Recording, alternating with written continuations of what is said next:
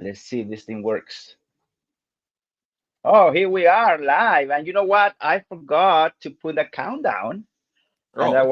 that was I was like, where's the countdown? But anyway, so everybody watching live or after the fact, thank you for being here. And thank you to my three guests. None of them are new here. They've been here before. However, I'm gonna let each of them to briefly introduce themselves and just say something about your channel, because everybody here has a YouTube channel, and we're gonna do it alphabetically.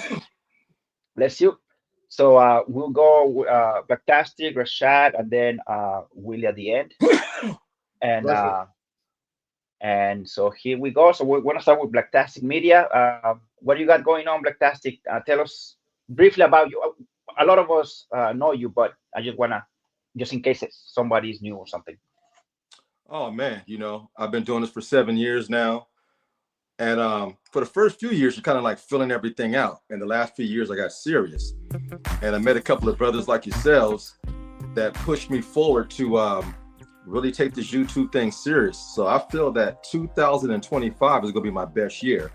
Got some great things coming up, and I'll be trying new things. We're trying to debunk the myth of doing everything one way and try a new way of doing things. So, man, I love YouTube. I love creating content, and I met some of the most interesting, talented brothers in life through YouTube, including you three gentlemen that I'm speaking with today. Stop. Oh, thank you, Fantastic. That's nice. Where am I hearing that music from? Y'all hear that music? No, I thought Blacktastic put that on. I'm like, that's cool. He's got right. Like, I thought he put the music on. Yo, I'm playing the music here. I said, Blacktastic is smooth. I said, you a smooth motherfucker, man.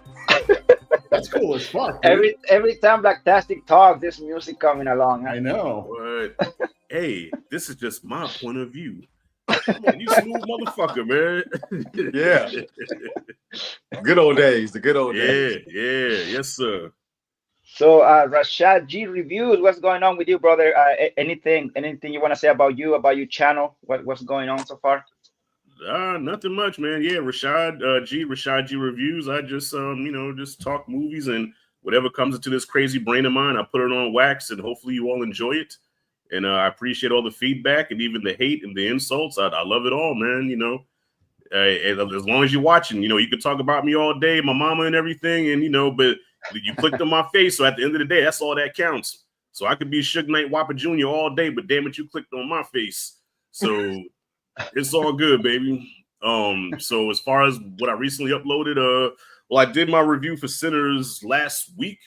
And this week the video is actually doing better than I expected, because when I first dropped it, I think I had like 100 something views on it, and now it's about to push 1,000. So I'm like, all right, okay. Somebody cares, yeah. And it also dropped a short about a certain scene in Sinners that I wanted to keep it somewhat professional on here, but if you've seen the short, you know what I mean. Something I had to point out, and that's it, and that's all. And then I just did a review for the 20th anniversary of Revenge of the Sith. Right on. All right, yeah, which I saw that video today, yeah, and yeah, today we were gonna talk about Sinners, but now we're gonna talk about the Metachlorians after Willie presents himself. Oh my God! I bet your review's better than the movie, that's for sure. What? Ouch! What? Yo, Perez, I hope you watch it, bro. Revenge of the Sith. So, I changed my name to Willie Ransom Reviews. I didn't realize everyone was using their superhero names. I just had Willie up there before, so I just had to change it. Who's playing the music? Yeah, what's that music from? It's cool. No, I love it. Now Rashad breaks the music now. No, my name is Willie. I've been doing YouTube for a few years now. I keep running into problems because I don't do it consistently. And I think it's because I just overthink stuff too much, so I have to churn them out. I was talking to Anthony the other day and came up with a goal. And I'm like, all right, I need to do 25 reviews by July 15th. And dude, since my move, I haven't really been watching a lot of films. It's like I got to catch up. And the other day I saw Compliance on Max, and I'm like, this is actually good. It's original. It's different. It was nice to go in cold. And then I finally went to the theater for the first time since I came to freaking Orlando of all things. And I saw the greatest freaking movie I've seen in years. And that's the movie we're talking about, Sinners. See, look at that segue. Yeah. Compliance. What's Compliance? Is it a movie? Yeah, it's on Max. I don't want to go too into it. It's about it's actually one of those movies like Simple Favor where it's hard to categorize it. Oh, I like a Simple Favor a lot. And that's probably why I went in and out of theaters, because you couldn't really advertise it that much without giving it away. But I would go in totally cold. It's it's a fun movie with a lot of reveals. And it's short. It's like an hour and a half. Okay. All right. Yeah, never heard of it. Now I want to check it out. Well, I think Sinners kind of screwed me up though, because now that I saw Sinners, I can't get that movie out of my head. And I have a screening for Thunderbolts on Wednesday. And it's like, I feel like the movie is just going to suck. It's like eating filet mignon and then taking a bite of a freaking Big Mac afterwards. It's like, sucks. You know what I mean? Hey, no Big Mac slander here, bro. Don't do that. So I give you filet mignon or a Big Mac. You're going to take the Big Mac. Now, you know what? I'd rather you say filet mignon or fish sticks or something like that. That's like going from filet mignon to fish sticks. All right. All right. First admitted clause. Now you're dissing Big Macs. Yo, man. Come on. Listen, my fat ass has had a Big Mac before, I guarantee you. Yeah, it's the second best fast food burger of all time. Mickey D's? Yeah, the Big Mac, right behind the Whopper. Big Mac and the Whopper, number one and number two. Whopper and I'm sorry, Popeye's chicken sandwich. I will drive for that. It's about burgers, man, not chicken sandwich burgers. It's a fast food sandwich, though. No, we're talking about burgers, not chicken. Okay, then the Whopper. The Whopper. I agree with you with the Whopper. There you go, dude. My man. If you want to talk about burgers, Five Guys, brother. Five Guys is the way to go. Listen, you got to take out a bank loan to get a fucking Five Guys burger, man. That's why I always go by myself. I'm spending $20 on every mile I got at the house. It's like $10 for each ingredient. You know, $5 for the bun, $10 for the patty, $5 for the other bun. By the time you get the fries and the drink, fucking $100. You know, it is. One thing I had once, I was at the airport and I was starving and the plane still wasn't taking off. And I actually, for the first time, tried. It's a Smash Burger? Oh yeah. Burger Shack. Oh, bro, that shit was amazing. Wow, dude, it tastes like it tastes like you were eating it at a restaurant. Like it tasted, and it didn't taste heavy at all. It tasted clean as hell. Damn, look kind of like Perline.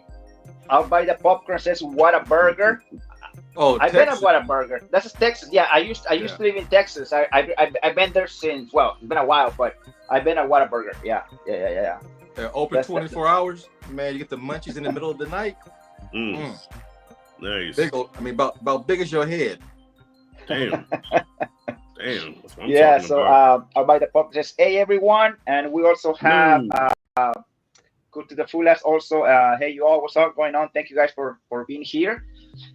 And so we're gonna be talking about Sinners, a movie that came out. I don't want to say it came out of nowhere because it's been announced for some time now. But a lot of us, I think, some of us talked live before, like 2025 was gonna get a little better later on when it comes to movies, because so far, like all the movies since January have been iffy. Mediocre at best. Yeah, not too good. And then finally, Sinners is the first one that I can say, at least in my opinion, one of the best movies so far, like this year. Actually, as of right now, still, because we don't have Thunderbolts until this coming Thursday, next week. Yeah, I'm not gonna lie, I'm excited for Thunderbolts. But we'll see how it goes. And I know not all of you are. I know Lactastic, you're gonna wait and see if it's good. Yeah, Lactastic gonna pass. I know that he did that video, but you might watch it if Good Word is out. Maybe, I don't know. Yeah, if you got one of those illegal sticks, I'll come through. Oh, you're But talking. I got rid of Disney Plus, so I ain't funking with that no more. But Damn. I got some homies with them illegal sticks. I'll buy some pizzas and beer, roll through. Oh, okay. I'm glad I didn't play for this motherfucker. It's all right. Hey, fantastic. The last time you and I were doing a live, maybe Cook to the Fullest can hook you up. Oh, Uh-oh. Oh, shoot. hey. Hey, damn. Stephanie says she only seen 5 movies this year. All right, the movie. Okay, about the popcorn says the movies this year so far haven't caught my attention. I've seen only 5. Okay, only 5. Oh, wow, yeah. I feel you though. I feel you.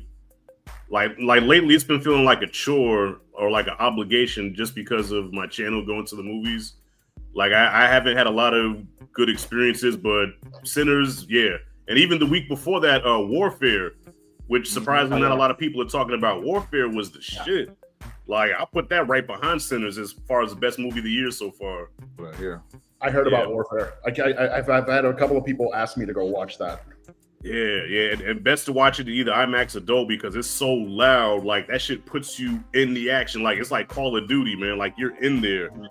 Like you walk out wiping dirt off yourself, man. You feel like you was him. That's like the closest thing you can get to being in battle. I feel like. Yeah. The thing is, I moved from the Fort Lauderdale area, so when I went to IMAX, I went to like the actual IMAX, where like. The one in the theater to me is like it's like the Limax. It's like it's a bigger screen, but you know, because I mean, if you've really been to an IMAX theater, I think Fort Lauderdale and Tampa are the only 2 in Florida. That's like insane. It's like freaking 200-foot screen. Even the way that the seats are, it's so odd. It's like you're in the freaking movie for that. Yeah, the IMAX that AMC has is like it's not really an IMAX, right? It's just something. It's just a bigger screen. Yeah. It's a bigger screen. But the other thing that works if you want to save money is just sit closer to the screen. That's what I do. That'll make the screen bigger. Hey, that's exactly what I do. Yeah. Have you ever gone to a movie with friends and you're like, hey, let's go, and dude, like they're like, oh no, we want to sit here, and they sit in the back. Why? It looks like you're watching TV at that point, dude. Just stay home and watch it. I used to do that, not anymore. I used to do that in the theater. All the way in the back? Or way back. Now I see more like middle or more kind of close. Like I don't sit in the back anymore. But I did it for years. Yeah. Yeah, you sit in the back when you bring a date and the movie's boring. Like Phantom Menace. Revenge of the Sith. Why? Gosh. What happened? You know what? Y'all ain't shit. Honey, wait, stop. Not right now. They're talking about the trade embargoes again. I need to listen. They're talking about the midichlorians. Never thought I'd see the day, man. where Star Wars will become the butt of jokes. It was once a respected franchise, man. Hey, I did not create Jar Jar. That wasn't my fault.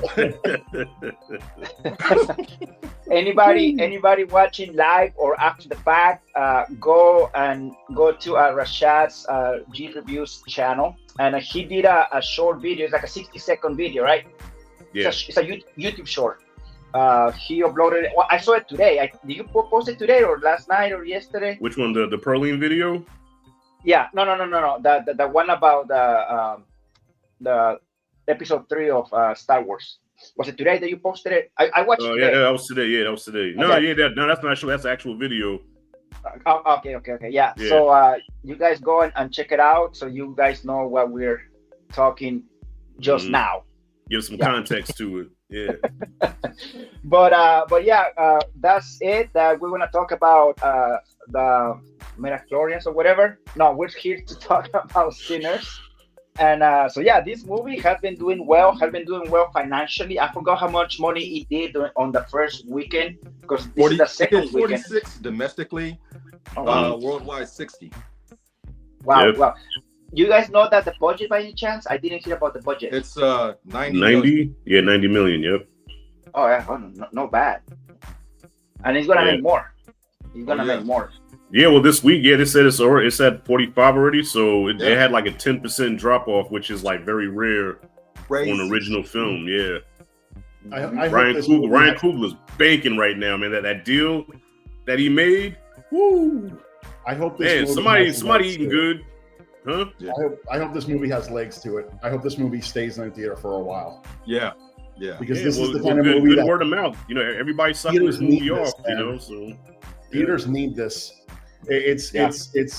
I forgot the last time I left a movie and actually felt like I was happy that I did the effort, went there, saw it, walked out like just totally fulfilled. I had to drag my daughter because she was like, I don't want to go to the movies again, this and that, because movies have sucked lately. And she left that theater like almost in tears, like, Dad, this was like the greatest experience. Yeah, I thought that was cool that you said that in your video, Willie. Like she didn't want to go. You pretty much were like, yeah, you're coming.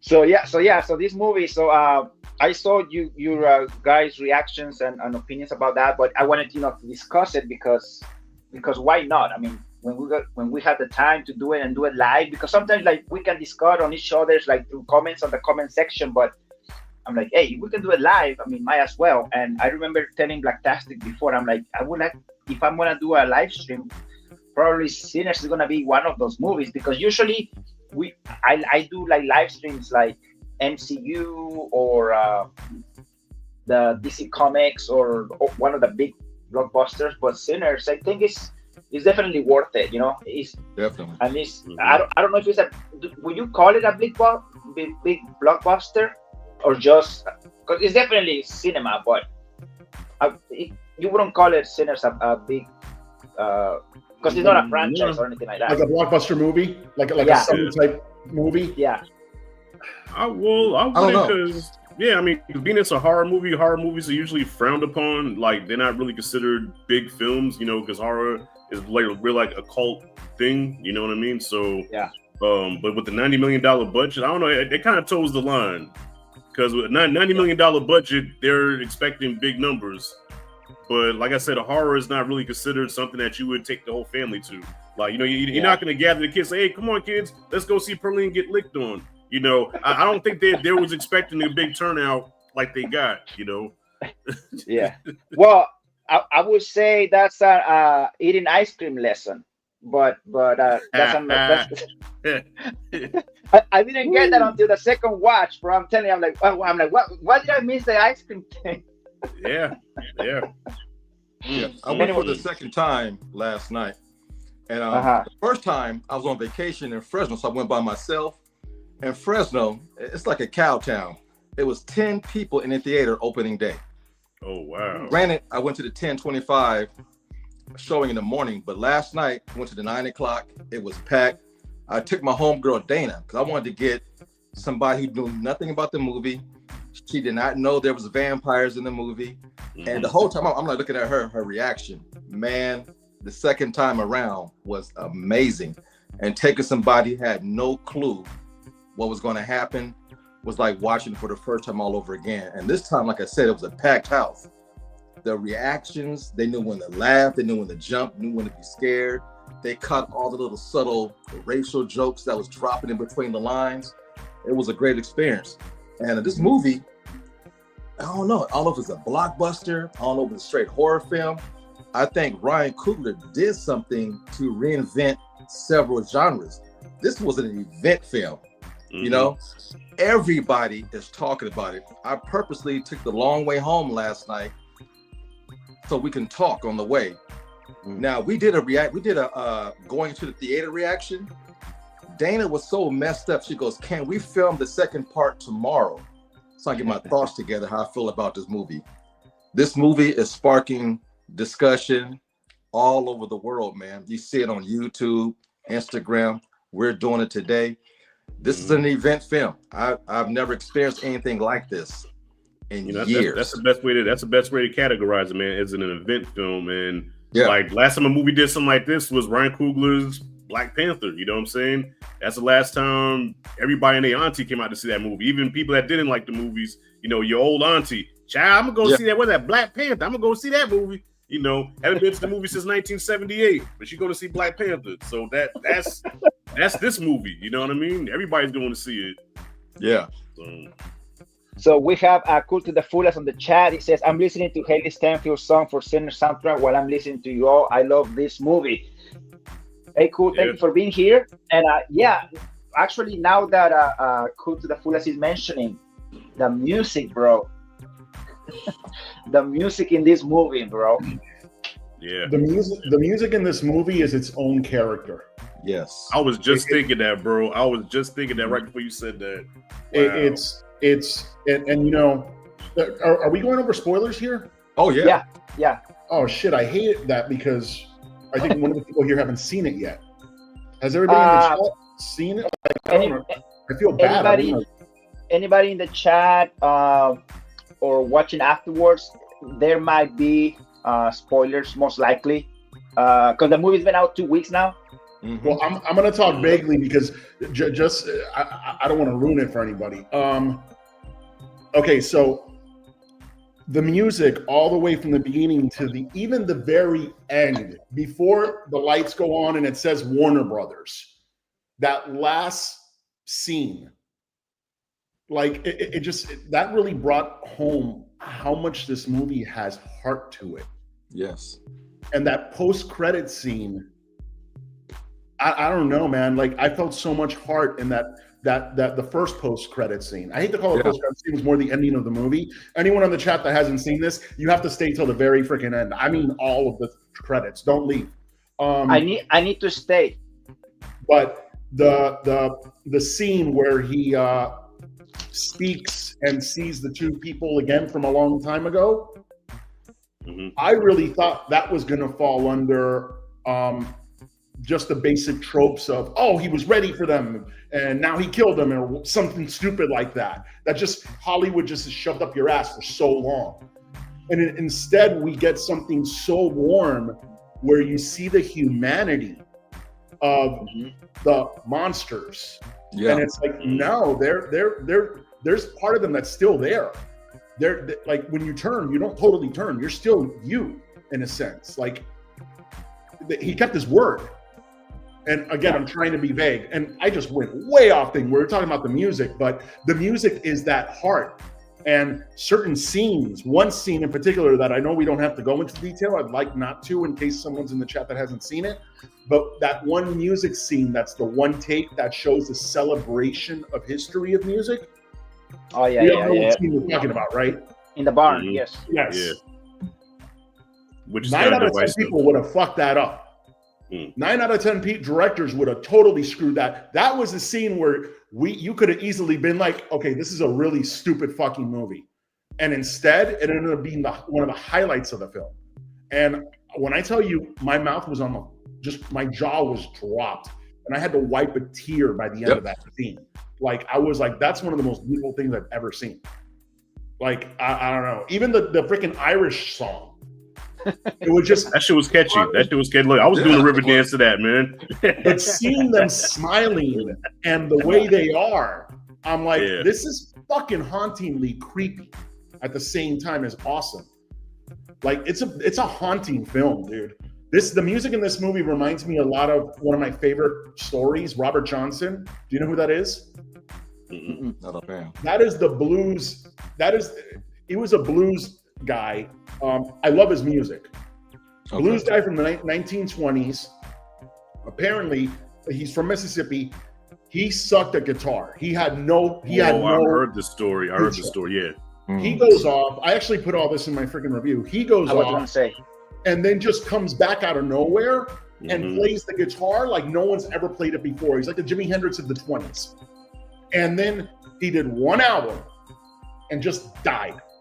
I heard about that. And that was the story of the blues traveler who made a deal with the devil at the crossroads. That's where it came from. But this has that vibe. Even though that's not the story here, it has that Mississippi haunting, creepy vibe to it. That's just fucking beautiful. And the music makes that happen. You put a picture in your video, right? Like a cartoonist, like a drawing of. Okay, yeah. Well, yeah, but I also had the picture of Robert Johnson on there. Yes. Even his pictures. If you Google him, it's creepy looking. It's like someone who's haunted. It's weird. Yeah, they even referenced that in the older movie. Remember that movie Crossroads with Ralph Macchio? Yep. He played the blues. He played the blues player. Yeah, they referenced that in that movie as well. And just like Hollywood, you take a black guy and make him white. That's nice. Real good. he's Italian. He's not white. He's Italian. That's true, I guess. All right. And that scene that you brought up about the culture and the history of music, and that one scene, my director's hat completely went on because that was a one-track shot. There's no edits. That camera was moving throughout the whole scene. So people in costumes hiding here, then jump out and do their thing, all timed perfectly like a music video. That was incredible. My other favorite shot of the movie was another tracking shot when the little Asian girl walked across the street to go get her mom.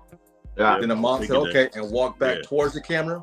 All one shot. One take. Ryan Coogler is dope.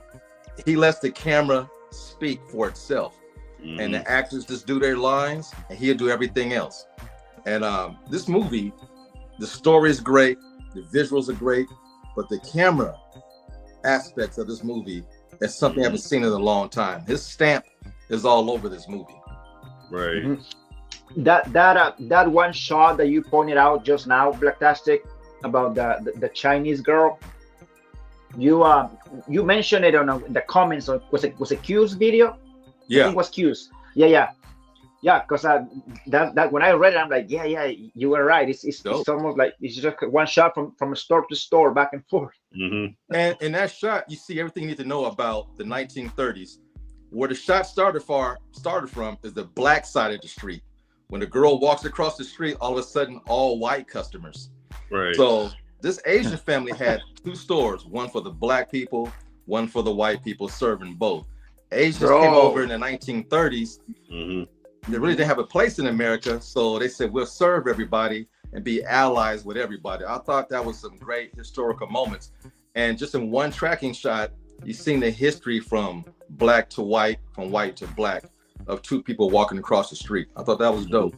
Yeah, real shit. Dude, that's a great observation. I missed that. Yeah, you're right. I love how the way that he did it, that whole era, that whole time period. Yeah. I love how it wasn't. It's important to remember how bad the fucking history of this country was, but it's nice when it's done in a way that it was like the echo of slavery was everywhere, but it wasn't like, hey boy, don't drink out of that water fountain, go to another one. Like, it wasn't like some easy thing anyone could have done. He took the route of, you saw it there. You saw the cotton. You saw this. You saw just that segregation. It was subtle. Yeah, it was subtle. Yeah, it wasn't like heavy-handed in your face. You know, it's like you knew it was there, but it wasn't like, hey, remember this happened? Racism.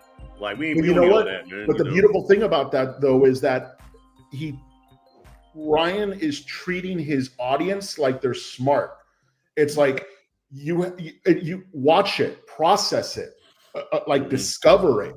It's not something that's so in your face. You know what I mean? Right. I love that. And yeah, at the end, you really see the ugliness of, these assholes that come at the end. And you have that whole shoot 'em up, which was great. But even before that, like when they went to do the exchange in the very beginning of the film, you're like, he's a piece of shit. The guy that's selling them the freaking barn. Yeah. You could see it, but he's not making it completely obvious. But it's there. And yeah, I don't know. It was just so smart the way he did that. Another thing that I caught on a second watch was the very intro of the movie. They showed the illustrations and the voice telling the story about the different histories. So when that scene came up in a movie inside the sawmill, it all coincided. I'm like, oh yeah, the voiceovers are amazing. And just the history of the Native Americans, they had a guitar player. The Africans, they had a guitar player. All throughout the history, there was that one person who conjured spirits to come through their music. In our era, I think it's Prince. He could pick up an electric guitar and change the air in the room through his music without saying one lyric. Every era has that one guitar player that represents their culture and their history. Yeah. And I guess he summoned the damn devil, because when Ramek, because some people complained, they said, well, where he just came out of nowhere. No, he was summoned because he heard that boy playing the guitar, you know, and that's why Yeah. he jumped down. He was, you know, about to get caught on fire because the sun was coming up, and so I thought that was a great introduction to his character. You know what I mean? And just the whole thing of, you know, he wanted him because, you know, like this kid is good, man. He was like, how do you put it? Like, I guess he was his gateway to whatever, you know. He wanted to bring his people.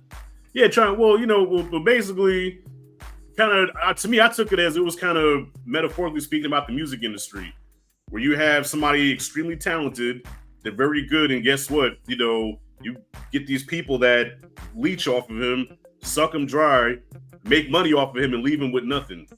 You know what I mean? And I thought that was another big message in this movie was ownership. You know, and Blacktastic, you talk about Prince. Prince is all about owning your masters. That's all he preached that religiously, own your masters. So yeah, I think this was about ownership, about not selling your soul. And, you know, even at the end where, well, should we say, can we spoil it? Nah, I'm gonna shut up. But yeah, ownership. Is there a way to still say it without going too into detail? Well, basically, okay, so the boy's father, the preacher, was all about, hey, stop playing that guitar, you know, that's the devil. You know, we say dance to the devil, he's gonna follow you home. Like leave that guitar alone. And it's like, no, this is what I do. This is who I am. This is in my DNA. Hell no, I'm not putting it down, but I'm not selling my soul neither. I'm gonna keep doing what I do, you know. I don't think that's a spoiler. Okay, good. Yeah, that's not a spoiler. No, because people get on my case, man. Oh, there go Rashad spoil. I ain't trying to spoil shit. So you have a reputation for this. Oh, I have a reputation. Yes, I have a bad reputation. I don't like it. Okay, I'm trying to get my shit together. For anyone that hasn't seen the prequels that's on here, just to let you know, Anakin becomes Darth Vader at the end. Okay, I just saved you 9 hours. Wow. I know. Sorry. Keep it up. Y'all keep it up. Man. We have Cinematic 18. Say what's up, y'all. Cinematic 18. Thank you for being here. But dude, just talking about what you're saying, it's like the amount of layers in this. Like this could be taught in film school. Like there's so much to dissect about this freaking movie. So many angles to see it. I love the fact. I love, like, even when they're in the bar, they're in their happy place. They're away from everything, right? They're not bothering anyone. And it's funny how when they come, you know, it's segregation was a thing. And when they come and you see white people there, there's that, oh shit, like, you know, it's like they don't want them to come in because they're afraid of what else can happen. And it's like, it's almost like racism where it's like, even when you're in your safest place, you're in your place around all your people that you're comfortable with and everything, the hate that the world has will still try to come in somehow and still try to interrupt your peace somehow and still try to do that. At the same time, I love the angle where, if you really think about it, he was trying to help them in a way. Because they're not racist. He doesn't see color. He's been around for I've never seen a racist vampire, if you really think about it. Because the fact that you're judging someone because they look differently than you is fucking stupid. And when you're around 200 years, it's fucking like like that's beneath you. Yeah. So those vampires, when he's saying, hey, I saw what was happening. These guys are coming for you tomorrow. We're here to help you. We want to save you. We want you to be part of us. We're accepting everyone. He didn't care what color anybody was. He was just trying to grow his family. And to a vampire, they may not think they're bad. They may think they're just them. So it's like, and when you really think about it, live for the rest of your life, live eternally, and be able to beat up anybody who wants you, or a black man in 1930s Mississippi, there's an argument which one's worse. You know what I mean? You might be like, maybe being a vampire is not that bad after all. You know, it's because to them, to a monster. A monster is never going to look at itself and think it's a monster. Well, that's what he got right. Also, is the vampire lore, because vampires are very seductive. They're very tempting. You know what I'm saying? They're smooth talkers, and a lot of what they say do be making sense. If you watch any vampire movie from the past, like they always followed that. You know what I'm saying? They were always the most charming person in the room.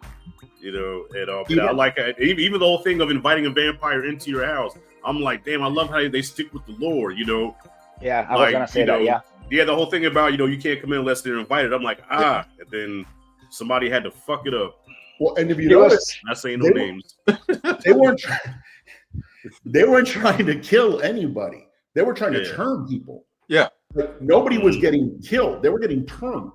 Right. Like you didn't see them really. Everyone that came back the way they came back, and the part that I think really brought home the kind of that the vampires actually had a humanity in them was, without going into detail, that post-credit scene. Mm-hmm. Coming around to be like, hey, you've kind of gone on with your life. Do you want to stick around longer? We can take care of that for you. I made a promise to my brother to let you live your life, right? He said that. Well, I don't want to go into that much detail, but see, y'all talk about me. Look, we just spoiled it. Nah. But I thought that, again, I'm glad that it wasn't like a Hollywood scene. That scene got me teary-eyed, dude.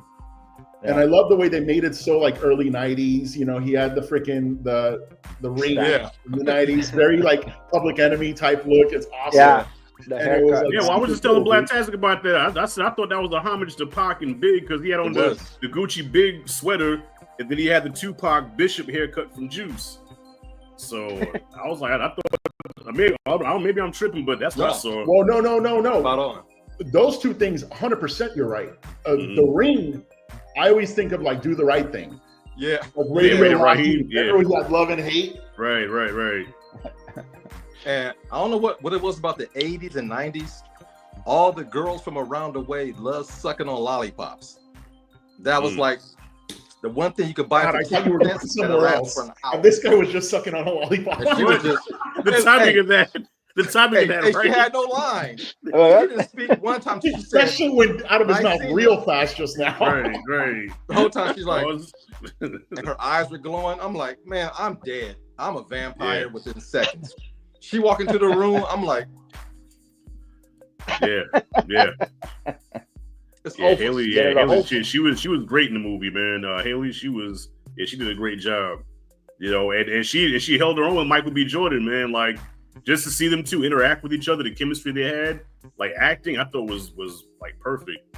Yeah, I love the chemistry on screen. I'm sure Josh Allen loved that chemistry. Mm-hmm. Yeah, chemistry off camera too. Yeah. Seems like. Sure, Josh Allen loved that chemistry.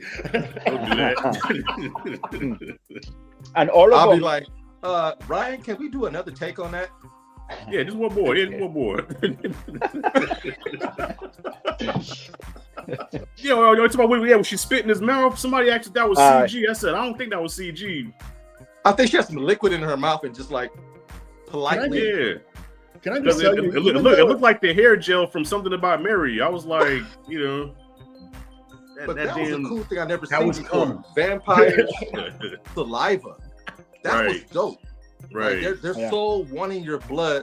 They start drooling. Saliva coming out their mouth. I thought that was a nice touch. Right. Yeah, Michael B. Jordan thought that was a nice touch too. Dude. And by the way, disclaimer for anyone that has kids: these sex scenes are not comfortable to be with when you're next to your kid. Okay, here we go. I got a little story about that now. I took my daughter with me. Okay. My daughter, she grown. She's 19 now. My daughter will be 20 next month. But still, mine's 19 too. It doesn't matter. No, I know, but see, I did not know what was gonna. So two scenes. Okay, when one scene came up, when it started to happen, I looked at her. I said, Renee, look at me. She's like, Dad, really? I said, yeah. Look at me. Don't you look over there until I tell you to. And I had to stare at me the whole time. And then when it was over, I said, okay, now you can look. And I did that both times. Huh? I said there's like two scenes, one for each team, each twin. There were three scenes. Exactly. There were three. Three. Yeah, it was three. Yeah. Oh yeah. Preacher Boy. Yes, Preacher Boy. Yeah. And on all 3 scenes, Renaya, look at me. I said, look at me. Here. And that was Daddy, really? Yes. And dude, when she's like, she was like, I need to wash myself. I've been in the fields all day. He didn't give a shit. I'm like, you know what? Good for you, bro. You get yours. That's awesome. You know what I mean? There's nothing wrong with that. It's fine. Hey, she said, wait a minute. I walked here. He said, I just want to taste you. Listen, I got to admit. You know there was some outdoor down there. You ever been to a club with a female and you're dancing all night? Alcohol's involved. You do not care about sweat or anything like that when it's time to come to get busy. You're so infatuated with the rhythm of the music, the time you had. That's the last thing on your mind. You're like, man, please. Been there, done that. Drop. You know? Yeah. Shoot. Look, I used to have a nickname. They used to call me Freak Nasty because of shit like that. It adds to the experience. I mean, don't get me wrong now. If she a dirty motherfucker, it's different. Yeah. If you took a shower and you sweat afterwards, it's called a clean sweat. It's just perspiration. You're not really dirty. So, you know, hey, you know me. If you find enough, I drink your bath water and suck the towel dry. Of course, I'm going to go down on you. Hello. I'll be like Pac-Man. Hello. I would have actually. I'm actually a fan of hair. I would have loved the 30s. That shit's fucking amazing. Yeah. You gotta think that the like funk 3 hours and come back to now. I would. Well, you gotta think about the funk. Couldn't live like that. The funk probably wasn't that bad back then if you think about it, because you gotta think this is the 30s, right? So everything was like natural. You know, the foods and all that there. The water was clean. Everything was cleaner, man. So now with all this toxic stuff and processed foods, that's why people stink more now. But I think back then, I don't think the funk was that bad. It wasn't, but you had polio. You had shit like that. So it's, that's true. You had other shit. That's true. Yeah. Like talking, like the first time I saw the movie, the first time I saw the movie when Preacher Boy is riding with one of the twins, right before we hear Preacher Boy singing, dude. The first time that we get to see him singing, I was blown away, dude, with his voice and actually singing. Yeah. And Michael B. Jordan, like the face he makes, because he's also like, he never heard a Preacher Boy singing before. He's driving, and he's like, woo, woo, or whatever. He was so excited, dude. Dude, you know, it blew me away. His voice. Wait, and he's a real singer, isn't he? Isn't he like a real musician? This is his first movie. That's his first part, though. This is his first fucking movie. Yeah, but I think he's a real singer. He's a real blues player. Yeah. Oh, maybe because he sounded like one. I mean, and his voice did not match him, right? Like, because he was a small dude, man, but he had like a Prince, like, hey, you know, I'm preaching. I'm like, damn, your voice don't, you know, almost like when you heard Tyson talk for the first time, man. You know, you see Tyson, you're like, hey, man, I'm Mike Tyson. But you hear him actually talk, hey, I'm Mike Tyson, you know, I'm the champ of the world. Like, your voice don't match you, man. I told my daughter that I said, how come he doesn't, it was throwing me off. He doesn't look like he sounds. Yeah. The voice didn't match his body. Right, right. Yeah, man. Shout out to Mike Tyson. Mike Tyson into the chat. Yeah, but he's making little girl noises like, ow, ow, ow, you know, and that's when I just want to push his nose into his brain. Damn, Mike. But yo, my man Preacher Boy used that to his advantage. When he was talking to Pearline, he said, look, I'm not that young, you know, hey, I'm older than you think. So it worked to his advantage. He had a baby face, but he was old enough to drink. So, you know, that was cool. Yeah. He was an old soul. I like how much, and going back to the I guess the romantic interests. I forgot the actress's name. Which one? The other one, the other actress. I don't know her name. The witch doctor lady. The witch doctor lady. Okay. Wu Main something. Dude, I had to Google that shit in the middle of my room. Yeah, it's a tough one. I'm gonna fuck it up. I love how they made a love interest not look typical, not look traditional Hollywood. Yes. I love that shit. Right. I was like, oh damn, that's his girl. I was like, because I didn't expect that when I saw that. I'm like, oh, me neither. Yeah. I didn't expect that scene either. Yeah. and then he That came out of confirmed nowhere. it when he went to go take her from the behind, and another awkward moment. Thank God my daughter had her phone. I'm like, you can doom scroll right now if you want. You know, she's like looking through TikTok right now, real fast. You should do what I did, like, right here. Look at me. Well, maybe I wanted to watch. So it's like, well, the price I you pay watched. for Piggy Kid, man. And plus, like you said, it was believable because, I like a woman with size. There's once an old tale, only dogs like bones, right? Look, God gave me big hands for a reason. I got big ass hands. I need something to hold on to, something to grab, something to tug.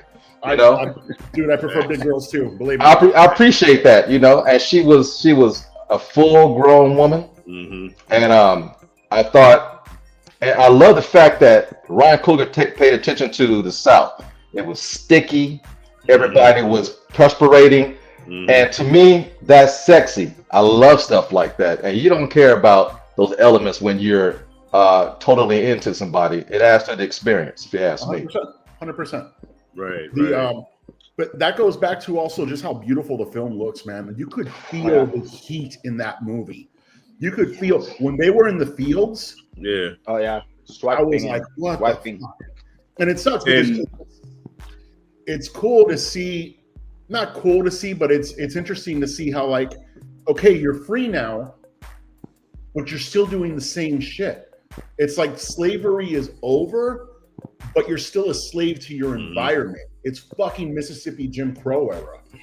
And it's like it's fascinating the way he showed that. As soon as this guy, what's his name goes and starts insulting the guy's wife. And totally fucking with him, right? The kind of thing that should get knocked out. And as soon as, and even the wife's like, how much money? Fucking go. You know what I mean? Yeah. Right. Yeah, Stack. I definitely preferred Stack over Smoke. I mean, Smoke was that dude too. Like, Smoke was the serious gangster guy that was just really, like, he was that dude. He was the leader. But Stack was funny as shit, man. I definitely, I would rather hang out with Stack than Smoke. Yeah. Any day. Smoke was the one with the grills or the other way around? Both of them had a grill. Yeah, both of them had a grill, but Smoke was the one with the blue hat. Stack with the red hat. I thought only one of them had grills. But both of them had a grill. But Stack smiled more. So you saw Stack's grill more because he was always smiling. Smoke was always like serious. Stoic. Yeah, that's where I'm looking for. Stoic. Yeah. Which, can we just say how fucking cool it was? How Michael B. Jordan did that. It wasn't that lazy, I'm one twin that's totally different than the other, so the audience can tell them apart. It was like real twins where there's so much similarity, but at the same time, it's the little things like one of them smiles more than the other one does. One has a different thought process than the other one does. Right. And it was done in such a subtle, realistic way that it makes it's Coogler telling the audience, I don't think you're stupid. I think you can keep up. Right. I think you can pick up all this. It wasn't a Chad and Alex situation, Yep. If you know Chad and Alex. Yeah. So it's I don't know, it's just something so Michael B. Jordan, there's no way he did that shit in one day. Like, he had to work on that a lot. So, dude, these two, whenever they get together, I'm never surprised how good the film's going to be.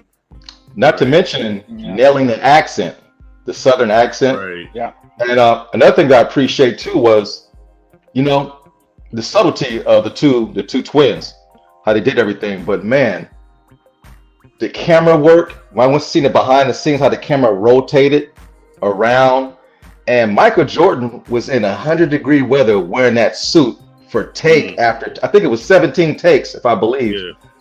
And that's a true professional. I believe up until this movie, I thought he was always a good actor. He is now A-list. After this performance, he is A-list for sure. That dude is dope. I love it. Listen, I'm a day one. I go back with Michael B. Jordan when he was Wallace on The Wire. Okay, that's how far back me and Michael B. Jordan go. Where's Wallace?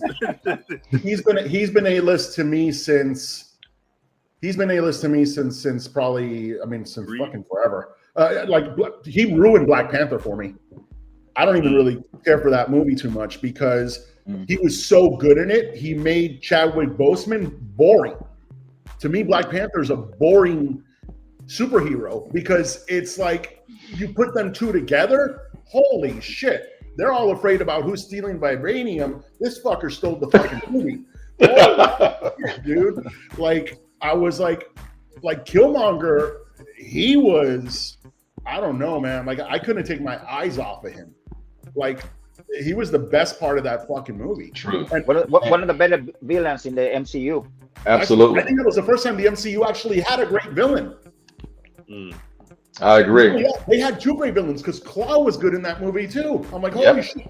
MCU couldn't get a good villain for the life of them. Suddenly you have two in one movie. And poor Chadwick's there, like, even in the good guy's side, he like Shuri was more exciting than he was. Like, I love Shuri. I fell in love with her. The best. To be fair, T'Challa's not really that's T'Challa's character, even in the comic books. He's not really a high octane, energetic. You know, T'Challa's just really serious. You know, but I see what you're saying, though. But that's the Black Panther character. And plus, Coogler knows how to write villains where you're sympathetic to their reasons why they're doing the things they're doing. Killmonger, I felt his pain, and I was rocking with him. In this movie, the vampires, I get it. Yeah, I get it. I mean, once you've been turned, you can't help being turned. But once you're of the hive mind and you're no longer suffering, I think that's a cool concept. You know, join us, and all the pain stops. Hey, that's pretty inviting. And you just reminded me of this, where he wasn't killing any of them. He told them, if you join, like, they're coming for you. These fucking racist white people are coming for you. If we turn you, we'll help you take care of them. So he was going to kill the white guys. He wasn't going to turn them. He was going to kill them. Yeah. And you didn't see him kill anybody on there. He was turning everyone. So it's like it's fascinating to see a villain. You know they're villains, but they're not the worst villains. There's a humanity to them, which I thought was really interesting. Ryan Coogler is good for writing a villain or an antagonist than somebody who's truly evil. In this case, the KKK were the true evil people, and the vampires, they gave you a choice. You know, they were like the middle ground antagonists. I thought that was really smart. Yeah. Yeah.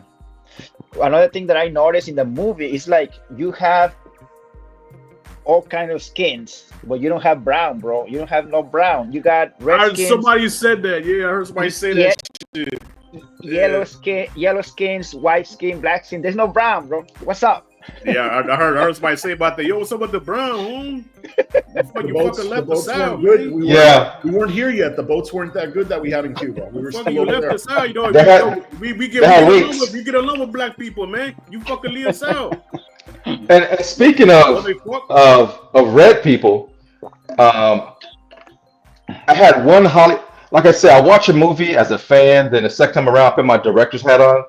The only thing I would have added to this movie to give it a little bit of a Hollywood touch, that one person that thought they got turned, but they didn't. They realized there was alcohol on the floor and they threw him outside by accident. That poor bastard. and cornbread was coming to get him. And he was freaking out, beeping on the door.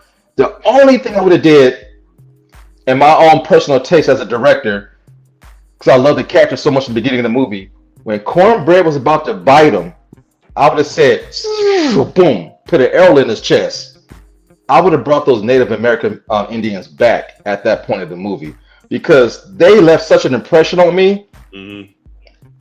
Like again, it would have been like kind of a Hollywood moment, but I would have brought them back at the scene where they had to fight these. They was outnumbered big time. But the fact when he's about to bite him cornbread, he put an arrow through his heart and then showed the Indian on his horse. Because the movie, as great as it is, it never had that moment where people cheered. I think that would have been a good moment where everybody would have been like, yeah, you know. Yeah. I agree with that. I agree with that because that was one of my, not so much gripe, but just nitpick was I wish we could have seen the Native American clan more. And you know what I'm saying? It just, I wish we would have got more screen time and learned more about them as a group. I thought they were badass, man. Yeah. We just didn't see them. They kind of Boba Fetted them. You know what I'm saying? Like I gave it the Star Trek. I'm saying because Boba Fett was a cool character, man. But you didn't see much of him. No. Yeah. Last time you seen him, he was oh. Stop. No, Stop. listen, but I got to be honest with you. You got to be careful what you ask for, because as much as I love Boba Fett and I hate that he died just like that in Return of the Jedi, man, that book of Boba Fett, fuck. We don't talk about the book of Boba Fett. everybody in fucking Vespas, and he turns into a freaking. And I respect the fact that you want to make the actor. It's cool to bring the actual actor that played you, but no, you don't have to do that. Right. No. I mean, listen, I'm a big guy. I'm not trying to judge, but it's like he was stuck in the desert, and just like that, he gains 80 pounds.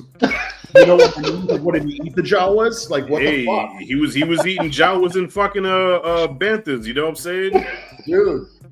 Suddenly he's like, it's high like in fiber. It's like that movie Kung Fu with the bald guy in the desert. Like, it's like, what the fuck? That show Kung Fu. It's like he's like some Buddhist monk. Like, that was the worst thing. The coolest thing about Boba Fett was you never got to see the face. It was so mysterious. Exactly. So what you do, you fucking make him a vegetarian in the desert with his fucking thing off, walking around in fucking robes. Yeah, we don't talk about he went from being a Boba Fett, the bounty hunter, to like Gundy, walking around picking up sand and looking around at the earth. It's terrible. I don't even doubt. Yeah, when I say Boba Fett, I'm talking about Empire Strikes Back. Boba Fett, you know, I don't even acknowledge that shit. Yeah. Oh yeah.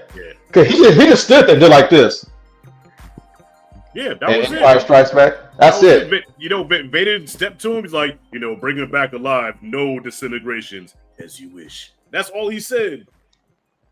But like the Native Americans, going back to that, I wish we could have saw more of them. You know what I'm saying? Yeah, the first time when I saw them at the beginning, I just assumed that maybe they will be back later. Yeah, but no, it didn't happen. They might show up in this if they make a sequel. Now they did ask Ryan Coogler, is he gonna do a second one? And he kind of hinted at it. He said that the original intent was to make this a one and done. He said his exact words was, "I wanted this to be a full meal. I wanted to give you everything, a full story, and that's it. You know, there's no need for a sequel. But money talks, bullshit walks. If this movie makes a ridiculous sum of money, Warner Brothers is gonna make him an offer he can't refuse. Yeah, and he's gonna have to write a second one. Here's a question: the deal that he made with Warner Brothers, because I didn't look at the details, is this his property? In 25 years. In 25 years, he gets the rights. Yeah. But I guess what I'm trying to ask is, if he doesn't want to do it, if he wants it to be a one and done, can Warner Brothers turn around and say, "Sorry, bro, we're just going to get someone else to do the movie"? Then I don't know that detail. I don't know. Yeah. I don't know. All I know is they said in 25 years he gets the full rights to the film to own it, and as far as even as his pay, he gets like off rip. Like, he doesn't have to wait until the movie makes. You know, every dollar this movie makes, it goes right in his pocket. Well, not he's making his money. He's making his money, off the profits. I love what Fula said. The prequel idea, that I think is an awesome fucking idea. Yeah. Because you know what? As soon as they started doing that Irish dance, I'm like, oh, he's Irish, because he was hiding that accent. He was doing the Southern accent, and suddenly it's like, okay, I saw that Irish thing, and the first thing I think is, holy shit, what's this guy's story? How old is he? Was he out there with Mel Gibson and fucking Braveheart? You know what I mean? And then game came over. Like, his story is interesting now to me. I'm like, okay, now I want, like, how did he get here? Yeah. Not only that, man, the twins, you know, unliving their father, and then going off to Chicago, working with Capone. Right. Man, and there's no Jim Crow in Chicago. Black people can walk freely and do what they want to do. And you know, they robbed his ass, you know, so that might be like a heist film, how they stole from Al Capone and brought it back home to open up a juke joint. I think that'd be a dope story. I watch that movie, or that series. If they do like a series, you know, limited series on that, I'd watch it. Yeah. You know, you're right, but you know what? You bring up a really good fucking point. If you do a prequel, you're going to have to lose one of the factors, either the vampires or the brothers' stories, because you can't have both. Nope. Yeah. So you would have to lose one of these aspects. And to be honest with you, this movie took a long fucking time to get to the vampires, and I didn't mind one bit of it because I was totally into the story of the brothers. I was totally into their history, what's going on in Mississippi. I was so into that shit where I'm like, honestly, the vampire aspect, if there was a weaker aspect, it was that. The weakest part of the movie are the vampires. Mm. And I forgot it was a vampire movie until that dude jumped into the screen. And his back was smoking. I'm like, what the? Oh, shit. That's right. Yeah, same. Wow. Yeah, same. I forgot all about it. Well, you know I couldn't wait to get to the gym joint. Well, because I'm such a big vampire fan, like I love The Lost Boys. I love Fright Night, you know, From Dusk Till Dawn, which they borrowed heavily from, you know what I'm saying? Yeah, I definitely like the vampire stuff. I mean, if anything, you know, and my boy Q said this. Q was like, he wished he could have a little bit more Carnage candy. And I said, yeah, because From Dusk Till Dawn, once the vampire stuff came in, they just went balls to the wall crazy. Yeah. You know what I'm saying? And I wish we could have got a little bit more crazy with the vampire stuff. You know, I felt that it was probably, it's a little tame for my taste, but I like the vampire stuff though. I got one better for you. Okay. Prequel, right? The boys going to Chicago.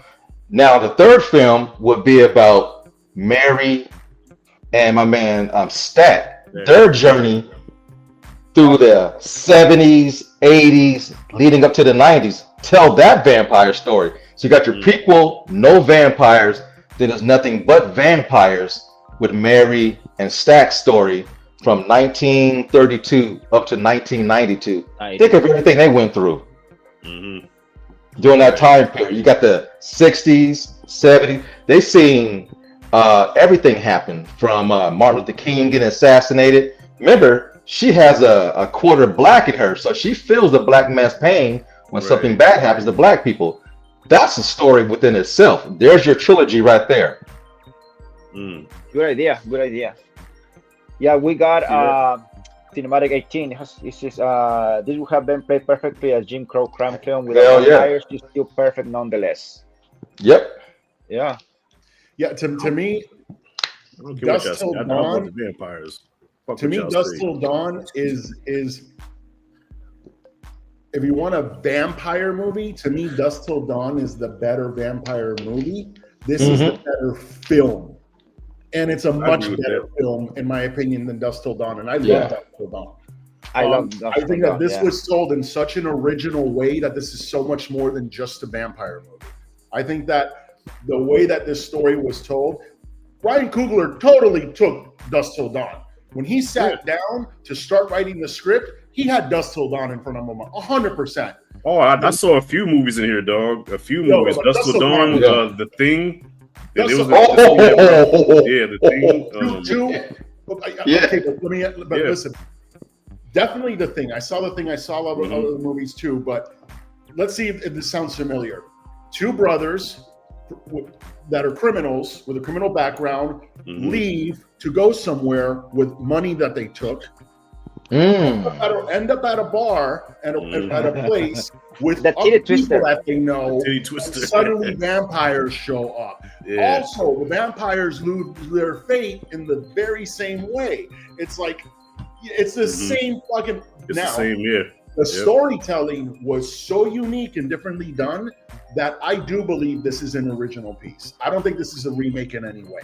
I think that well, I mean, everybody borrows from everybody. Yeah, everybody borrows from every. Even Tarantino will tell you every film he's ever done, he borrowed from countless movies. You know what 100%. I'm saying? And when you go back and watch them, you're like, oh shit, that looks like Inglourious Basterds. Well, because I took it from it.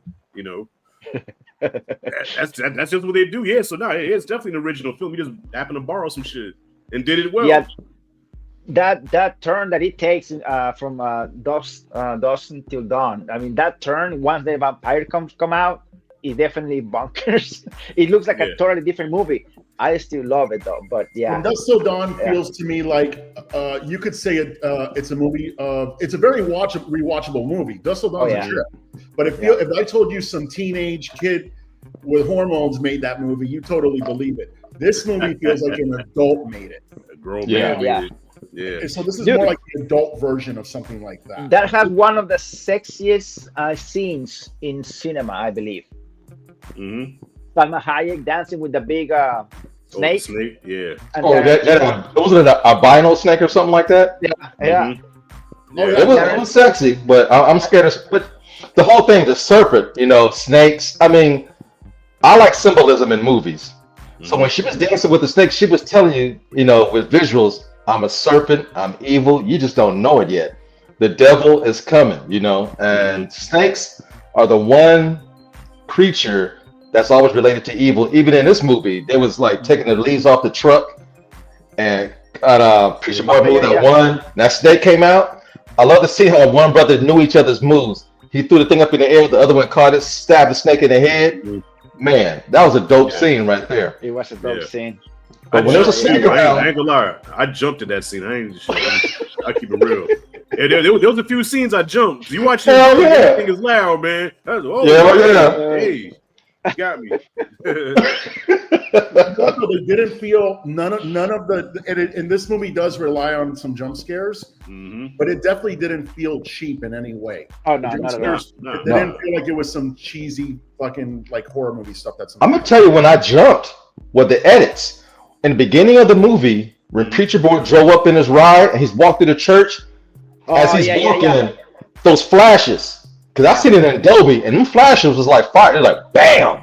I'm like, yo. And then he's hugging his father, and again, bam! We're like, man, what is going on? And that's the beginning of the movie. That's the only horror element in the movie for about an hour. And it's like a regular movie. Yeah. And then once again, homeboy jumped into the screen. He ran to the house. His back's on fire. I'm like, oh man, that's right. Yeah. Yeah. And the subtle things, like there's a scene where I believe Smoke is with his girl. They just show the sky for like 3 seconds, and the clouds are moving, and you see the moon about to appear. The little subtleties, like, oh, nightfall's coming, evil's coming. And the second time around, I caught all the details because me and my homeboy Cyrus was talking, and we were trying to nitpick. Like, I don't remember Mary getting away. How in the hell is she alive? I thought she burnt up outside. Second time around, they show her escape. I'm like, okay, there's no loopholes. They show her running into the woods. Yeah. Oh, wait a second. You watch Jody? You know Jody's Corner? Yeah. Yeah. I was watching Joey's review on it, right? And they were having a whole debate about how at the end when Smoke was taking out all the KKK or whatever, right? And they was like, well, how come his brother didn't come to help him? And they was like, well, because it's daylight, and he's like, yeah, but okay, if it's daylight, okay, he's inside, but couldn't he have took a gun and fired from the inside and helped his brother out? And it was like, yeah, but if he shot bullet holes, the sunlight would have killed him. Like, what are you talking about? And it was like, yeah, but they never showed what happened to Stack, how he lived. And I'm like, yeah, I don't think it did show how Stack made it, but I'm assuming Smoke kept him inside and protected him. Yeah. You know what I mean? At that time, we didn't know that he was alive. Nope. Right. Yeah. But then again, I guess it would be weird because they did everything together, right? Like you said, Blacktastic, they knew each other's moves and stuff. Like he would throw him the knife, and he would. So it's like Stack is inside the barn or whatever, and he's hearing his brother outside with all and he can't help him. I guess that did fuck with him. Maybe I don't know. Every loophole I thought I found was rectified in the second watcher because I'm like, how the hell did my man Smoke go all the way downstairs and stab that vampire in the back in the water when all them vampires was around? He walked right through them and stabbed homeboy in the back. Then I realized once he got hit in the head with that guitar, everybody felt his pain, so they were all distracted, doing like this. I said, okay, that makes sense. So Smoke came downstairs while they was holding their heads. He walked past them, got in the water, and stabbed homeboy. Because at first I'm like, they would have tore his ass up. But movies can never ever be 100% perfect, but especially vampire movies, man. Like like there's so-called rules to vampire movies, but they get broken all the time. You know what I'm saying? Even my favorite Lost Boys, there was all kind of loopholes in that shit, but I didn't give a damn. I love that movie, so that's my favorite vampire movie. You don't talk bad about Lost Boys. Oh no, that's my shit. That's my shit. Listen, we beefing about this midichlorian shit, but at least we can agree Lost Boys is the best vampire movie of all time. And the Okay, subtleties, I like subtleties, and that movie, Lost Boys, when she's dancing, she looks at him and turns away and look at man. That scene Yeah. gets me every time. Eye contact is some of the most subtle but sexiest things that you can catch on film, and Lost Boys did it to perfection. Facts. Well, and okay, another thing too, the vampire lore. So typically, when you kill the head vampire, the rest of the vampires die. So when he got hit in the head, like you said, they felt his pain. But I'm like, if he gets killed, then they should all die because he's the head vampire. But then they said early in the movie that it doesn't matter if the head vampire dies. It's still, So I'm like, all right, I'm just gonna go with it. And then she said specifically, you got to kill them one by one. Right. Unless the sunlight get that ass, and they got no sunblock. Yeah. Right. Cinematic 18 says, I believe this John is gonna sweep the Oscars. All right. Yeah. I mean, it's still. We'll see. I will still have months. No more than. It's only been a quarter of the year. We had a long way to go, but we were talking about this. I think it should get at least 5 to 6 nominations. I think. Oh yeah, I think it's gonna be nominated. I don't know exactly if he's gonna win, but I can see it. I can see it. Best Picture, Best Original Screenplay. Don't forget the technical aspect. The best special effects are the ones you don't realize. Playing twins. So that's a third. And what else? Music. I think costume design. That's right. Costume design, set design. This movie should have at least 6 to 7. Forgot about that. Yeah, best actor. So best if it gets 7 nominations, it's going to take something. Oh, you know what this thing is, in my opinion, one, it better get fucking a Best Picture nomination. I'd be fucking pissed if it doesn't. Yeah, I agree. Number 2, the one that I think is a shoo-in. I don't even have to see the rest of the year in film. The new category about action scene. Oh, stunts, right? I think stunt work. Oh, yeah. That one long scene, that one long take, that has to win. It doesn't have to be things blowing up. But if that one action scene, that has to, that's got to at least get a nomination for that. But I believe that nomination is going to start in 2007. Yeah. It's gonna take. Yeah, okay. But it's coming. It's coming. Yeah. Why the fuck don't I just start it now? Yeah. I don't know. I'm biased. Give it to Sinners. I don't even like the Oscars, but if Sinners gets some love, then I haven't watched the Oscars since Will slapped Chris Rock. You know what I'm saying? That's the last time I watched it. I'm gonna lie, I don't watch it at all. I watch the highlights on YouTube. That wasn't Will's fault. That was Jada's fault. Well, and then I watched it because Q hit me up. She has Minotaurians. That's what it is. She mind controlled him. Anyways, she used the force. Anyway, Q hit me up and he was like, "Yo, Will just slapped Chris Rock." I said, "What?" I wasn't even watching it. He said, "Yeah, Will just slapped Chris Rock." So I put it on and I watched the whole thing after that. I was like, "Damn, this is entertainment." That was the best night in the history of television. You know who deserves an award for that? Fucking Chris Rock to continue the show. He was like, he didn't know what to do with himself. He finished it. Listen, wow, he couldn't believe it happened. You know what? I'm not saying how to whoop Will Smith, but we've been moving some furniture. I'm sorry. There's no way. I don't care if I'm on a big stage, man. You slap me. The two worst things you do is slap somebody in the face and spit on somebody. All right. You do one of those two things, and we moving some furniture. I don't give a damn who he is. That's for sure. That's for damn sure. We got a comment by Cinematic 18. Yo, at the beginning of the movie, when the dad invites Preacher Boy in church, do you think for a second he could have been a vampire? I never thought that. I did it for a second, but then I was like, "Well, it's daylight, so it's not gonna work." But for a second, I was. So I'm glad I'm not. He drove up. It was daylight. There's no way he was a vampire. Yeah. What I'm glad with that scene didn't happen. Which in the very beginning of the movie, I was like, "Oh fuck, please don't be one of these movies." Hey Q, is the fucking I hate when a movie shows the end in the beginning. Because then it's like, so I guess he's the one survivor, and now I know that. And thankfully, that wasn't the case. So it was different. But sometimes a movie will do that shit, and you're like, why? You're like, dude. It was well crafted. What up, guys? What's up, brother? Q. What's up, Q? I'm just talking about your ass, man. Yeah, his your ears must have been ringing. We was talking about your ass. Yeah, yeah. $30? Yeah, he hit me. It was like, yo, but he got to turn the Oscars, man. Yeah, we'll just slap the shit out of Chris Rock. I said, what? Hey, shout out to Q, man. You know, one of the most talented brothers on YouTube. My man came up with the Black Muppets with myself and Rashad J and himself, man. Thank you, brother. People are loving that, man. This dude, Yo, one of the most talented brothers. Got me looking like a bald-headed Fozzie, man. I look like Fozzie with a beard, man, and a bald head. It says, sorry, I missed this one with you guys. Hey, Q, but you know what? There's gonna be more, brother. There's gonna be more. So hopefully next time you can make it. He said, oh yeah, he was reading about that, laughing, and the style is dope. Hey, I look like Grover. What would be flying? My head, and I'm the only one that had teeth at the bottom. So I must have been cheesing on that picture that he used. Shoot. Yeah, man.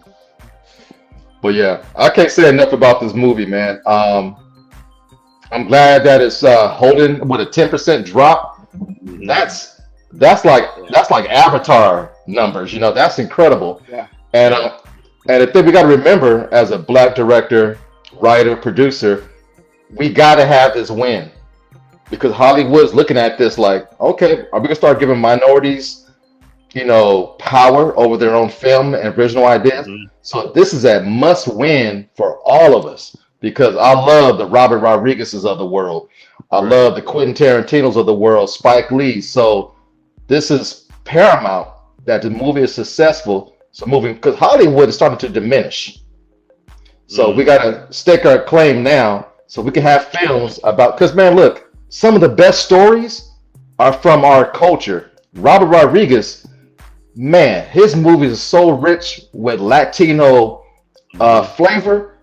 Man, he don't make enough movies for me, because his movies about the Latino experience are beautiful.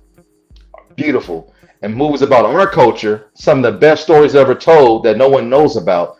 Mhm. We got to have these box office wins so we get the money, we get the contracts, and more movies like this will be produced, because there's so much to be told on film that's not happening.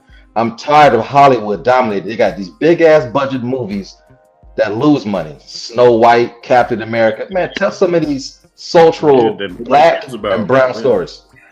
You know Yeah, what? the films nobody cares about, man. Like, you know, like the whole thing about show business is business. You want to put asses in the seat, and right now there's nothing that's putting asses in the seats. You know what I'm saying? Like they're banking on these already, what do you call it? What's the name Episode of it? Episode 3, Revenge of the Sith. He's bringing people. He's bringing I'm people. done. I ain't saying no more. I'm serious. No! Yo, Perez, where you at, bro? Yo, the Star Wars slander is gonna stop. It's bringing people back to theaters. I'm tired, man. Yeah, but you know, the thing is, the studios did the shit to themselves. Hollywood did the shit to themselves, because you know what? It's one of the things that kind of annoy me. It's like, okay, Hollywood's like, whoa, no one wants to go to the movies anymore. Well, yeah, because you fucking release a movie on TV a week later, a month later. Like, why the fuck do I want to go spend $100? Because by the time I buy a little food, a drink, 2 tickets, this and that, fucking over $100. Yep. Right. And the product you give me is shit. That's the one thing. This movie, to me, Ryan Coogler, I felt every second of this movie, he gave such a shit about what he was making. He gave such a shit about delivering a good product. Mm-hmm. From the very end, the last note on that guitar, when it said Warner Brothers and the lights came on, I fucking left that movie like shaking. Like, I didn't know how to process what the fuck I just watched. And I could just tell somebody just gave me their, like, this is their baby. This was a baby. Yeah. Yes. You could tell, like, this is his child. This is his Fifth Symphony, or whatever the fuck the expression is. Like his opus. You know, listen, but You hit the nail right on the head because what's the movie that brought people back to the cinemas to begin with after the pandemic? It was Top Gun Maverick. Yep. Top Gun Maverick was what brought, and because Tom Cruise cares about what he puts on the screen. That means, say what you want about Tom Cruise, he batshit crazy, Scientology, whatever. The man puts his best effort, breaks his ankle, damn near kills himself for our entertainment because he cares about putting out a great product. When you have filmmakers that care about see, right now it's all about the business. Okay, what's people gonna go see? Okay, do that. What about the script? Fuck the script. Just make something and put it out there and put Snow White on it. They don't give a shit no more. When you have quality, come on, man. We're not stupid, especially when we're spending our money. If you give us some quality, we will show up and we will show up for it. Like, who expected Top Gun Maverick out of all movies, a sequel to Top Gun that was made in '86? Who expected that to blow up the way it did? And since when do you see a sequel that old, that many years after the original? That's usually a fucking cash grab. That's usually just some stupid shit. Right. And Top Gun, I can't even watch the first one anymore because Maverick is so. I don't know about that. I don't know about that now. You tripping there. Dude, Maverick to me, Maverick's one of those movies that it's on, that shit's not coming off. It'll be in the background. Not only in the background, I can't put that shit on while I'm working because I'll suddenly put the computer aside and just watch the rest of the fucking movie. Yeah. Well, that original. Girl was fine. Well, I was gonna say you had me until you say you can't watch the first one. You had me until you said that. Now I can't get down with that, man. You know what the first one is? It's one of those. It's yes, the first one's a great movie. Don't get me wrong, but you just feel the Jerry Bruckheimer in it. It's just like it's you don't. It's when you see a director that doesn't care. When you see like this Michael Bay bullshit, dude. We grew up around the same time. We grew up with Transformers. Don't make a fucking movie where you are clearly not giving a shit about the IP. You don't give a shit about Bumblebee. The first 3 minutes of Bumblebee was better than any Michael Bay Transformer movie I've ever seen. I will agree that. Give us a fucking give us two Transformers that can fight, and it doesn't look like metal bukkake going on, bro. Like it's like fucking disgusting. It's like, dude, you can't see what's going on. Like, give us a story. It's funny. It's funny. Haley Seinfeld was in Bumblebee. That movie, you could tell that movie. Right, she wasn't there. Wow. Yeah. They gave a shit about that fucking movie. It wasn't, hey, here's fucking Dark Side of the Moon Transformers where there's midichlorians and fucking everything going on, and it's a fucking 5-hour movie with Shia LaBeouf jerking off on the screen, bro. I don't want to see that shit.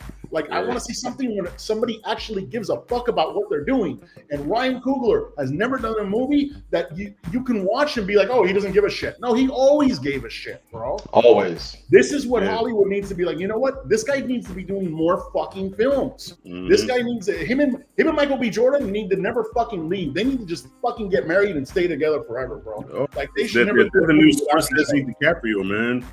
Scorsese DiCaprio, Samuel L. Quentin. Even that, but even that, man. How many times, like you see, like fucking what's his name, with DiCaprio, Scorsese, bro. Even Scorsese, that shit starts to feel the same. Like Irishman was a good movie, but I've seen it fucking 80 times already. Yep. Like Ryan Coogler doesn't make the same fucking movie. Ryan Coogler makes different films. You know, he's proven himself. You know, he brought Rocky back from the grave. Yeah. In what world do you fucking take something that's so established like Rocky, and I'm sorry to say, in a lot of ways, fucking top it? You know what I mean? How many Rocky? I can see Rocky 3 all fucking good. But Creed? I'm out of here, man. What happened? What happened?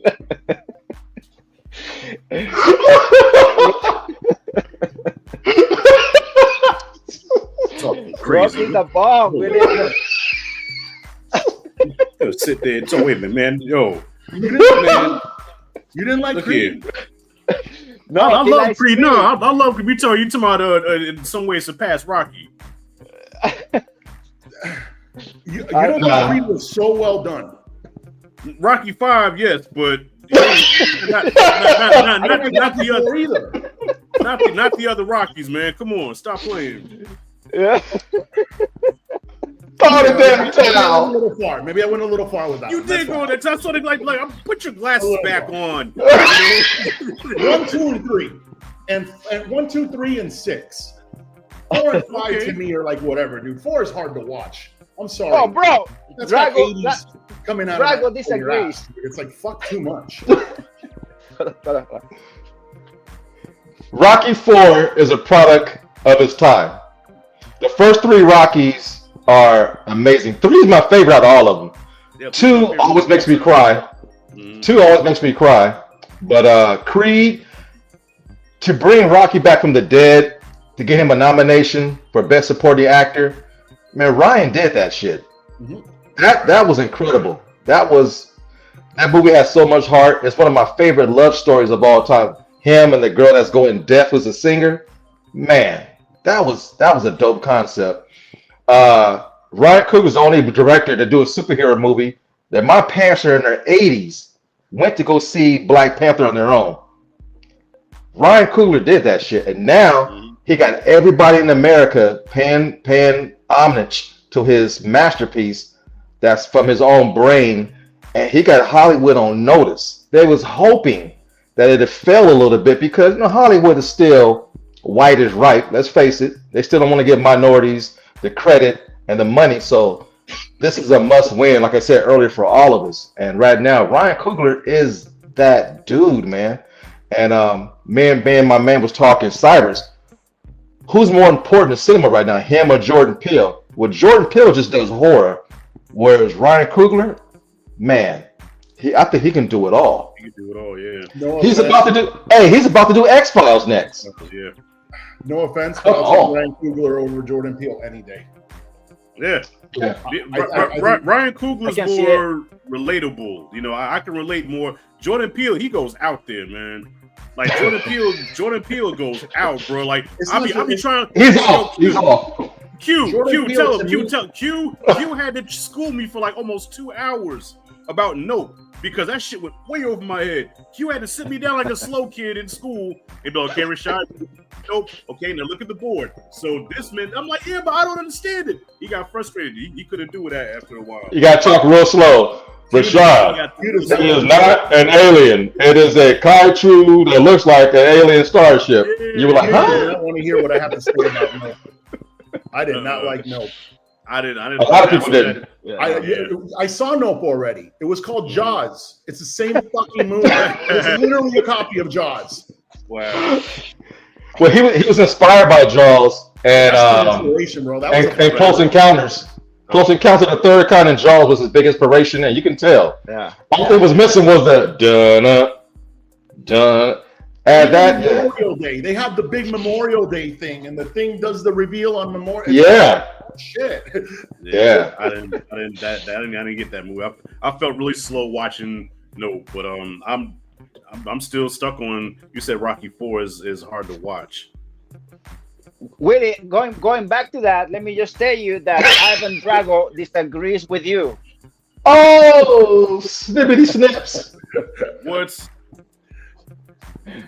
Do you understand how big a deal? Okay, I understand now. You just had that right next to you the whole time. No, I went to get it when I. Yeah.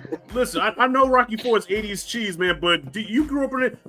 Rocky IV was large, man. I remember going to school that Monday, and I was the only kid in my class that didn't watch. I'm still mad about that. My pops didn't take me, man. But I remember everybody in school was talking like, "Yo, did you see what Rocky?" And it was like WrestleMania. It was an event. Rocky IV. Stop. Rocky IV is the only movie out of all the Rocky movies that it feels like it's in its time. Rocky III doesn't feel that way. Rocky II or 1 don't feel that way. Rocky Balboa doesn't feel that way. Rocky IV is so 80s to the point that it's like to a fault. It's 80s. Well, did you see the director's cut with Sly did where he recut the film? Did you like that version better? No, I've never seen that. Oh yeah, It was in theaters. How different is it? It was in theaters for a little bit. Yeah, he cut a completely different film. Is it better? That robot is not in it. That robot is not in the movie. Remember the robot? Yeah, the robot's not in the movie. Drago has more lines, and they make him more of a human character, where he's not like this Frankenstein's monster. They try to make him sympathetic, and the fight with him and Apollo was actually more competitive, where Apollo was kind of getting the best of Drago for a minute, and then that's when Drago turned it on and fucked him up. But I guess because I know Rocky IV so well that when I saw that he recut the whole movie, it just threw me off. Even in the training montage, I know exactly what moment where Rocky cuts down the tree and then with Hearts on Fire, I know the exact cue of the song when Rocky cuts the tree down, and he just totally recut that, and it just threw me off. So I didn't like it, but you might. Listen, I'm sorry if I offended you. I'm sorry if you listen to the soundtrack when you're not on. I apologize. It's okay, man. You know, I took my pressure pill before I got on the live stream, man. So I'm okay. You know what? One of Sylvester Stallone's biggest regrets, though, from what I believe, if I'm not mistaken, is that he regrets not doing the fight at the end of Rocky V in the ring. Oh, I thought it was killing Apollo. Huh? Yeah.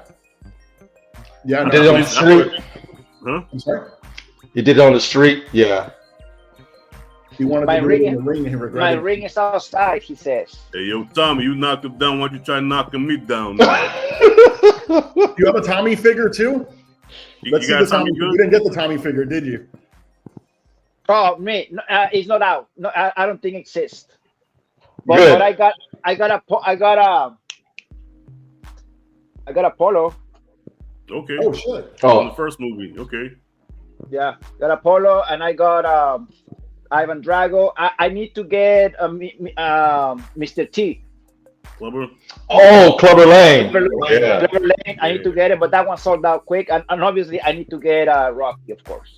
Rocky, that was a scary man. It's crazy how they actually predicted Mike Tyson, because that's basically Hey, Rashad, what is your prediction? Prediction of what? Pain. Rocky 3. Yeah. Look right into the camera. What do you think about Rocky being trained by Apollo Creed? Apollo who? To my little fool Apollo Creed? Shucks. Just another has been talking after another. That's all Apollo been doing is running off at the mouth lately. When I see him, I'm gonna close it for him. Anyway, Apollo Sinet. Yeah, Chunk, keep talking, pal. Keep talking.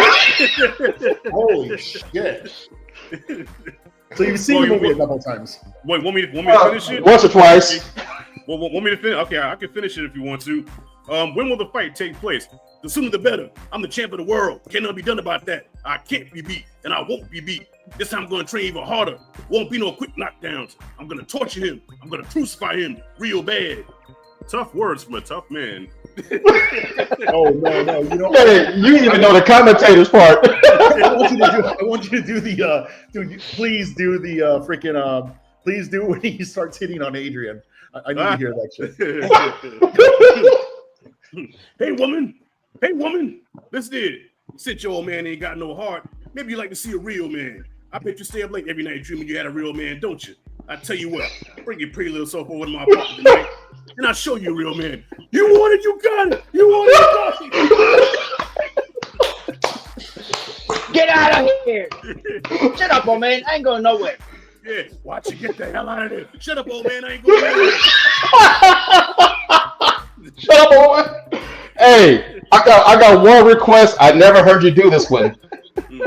Do the Rocky cry when the old man dies. No. Oh God. That's hard. That makes me cry every time I watch it, baby. Mick. Please don't die. I want to do it. Oh God. Dead on.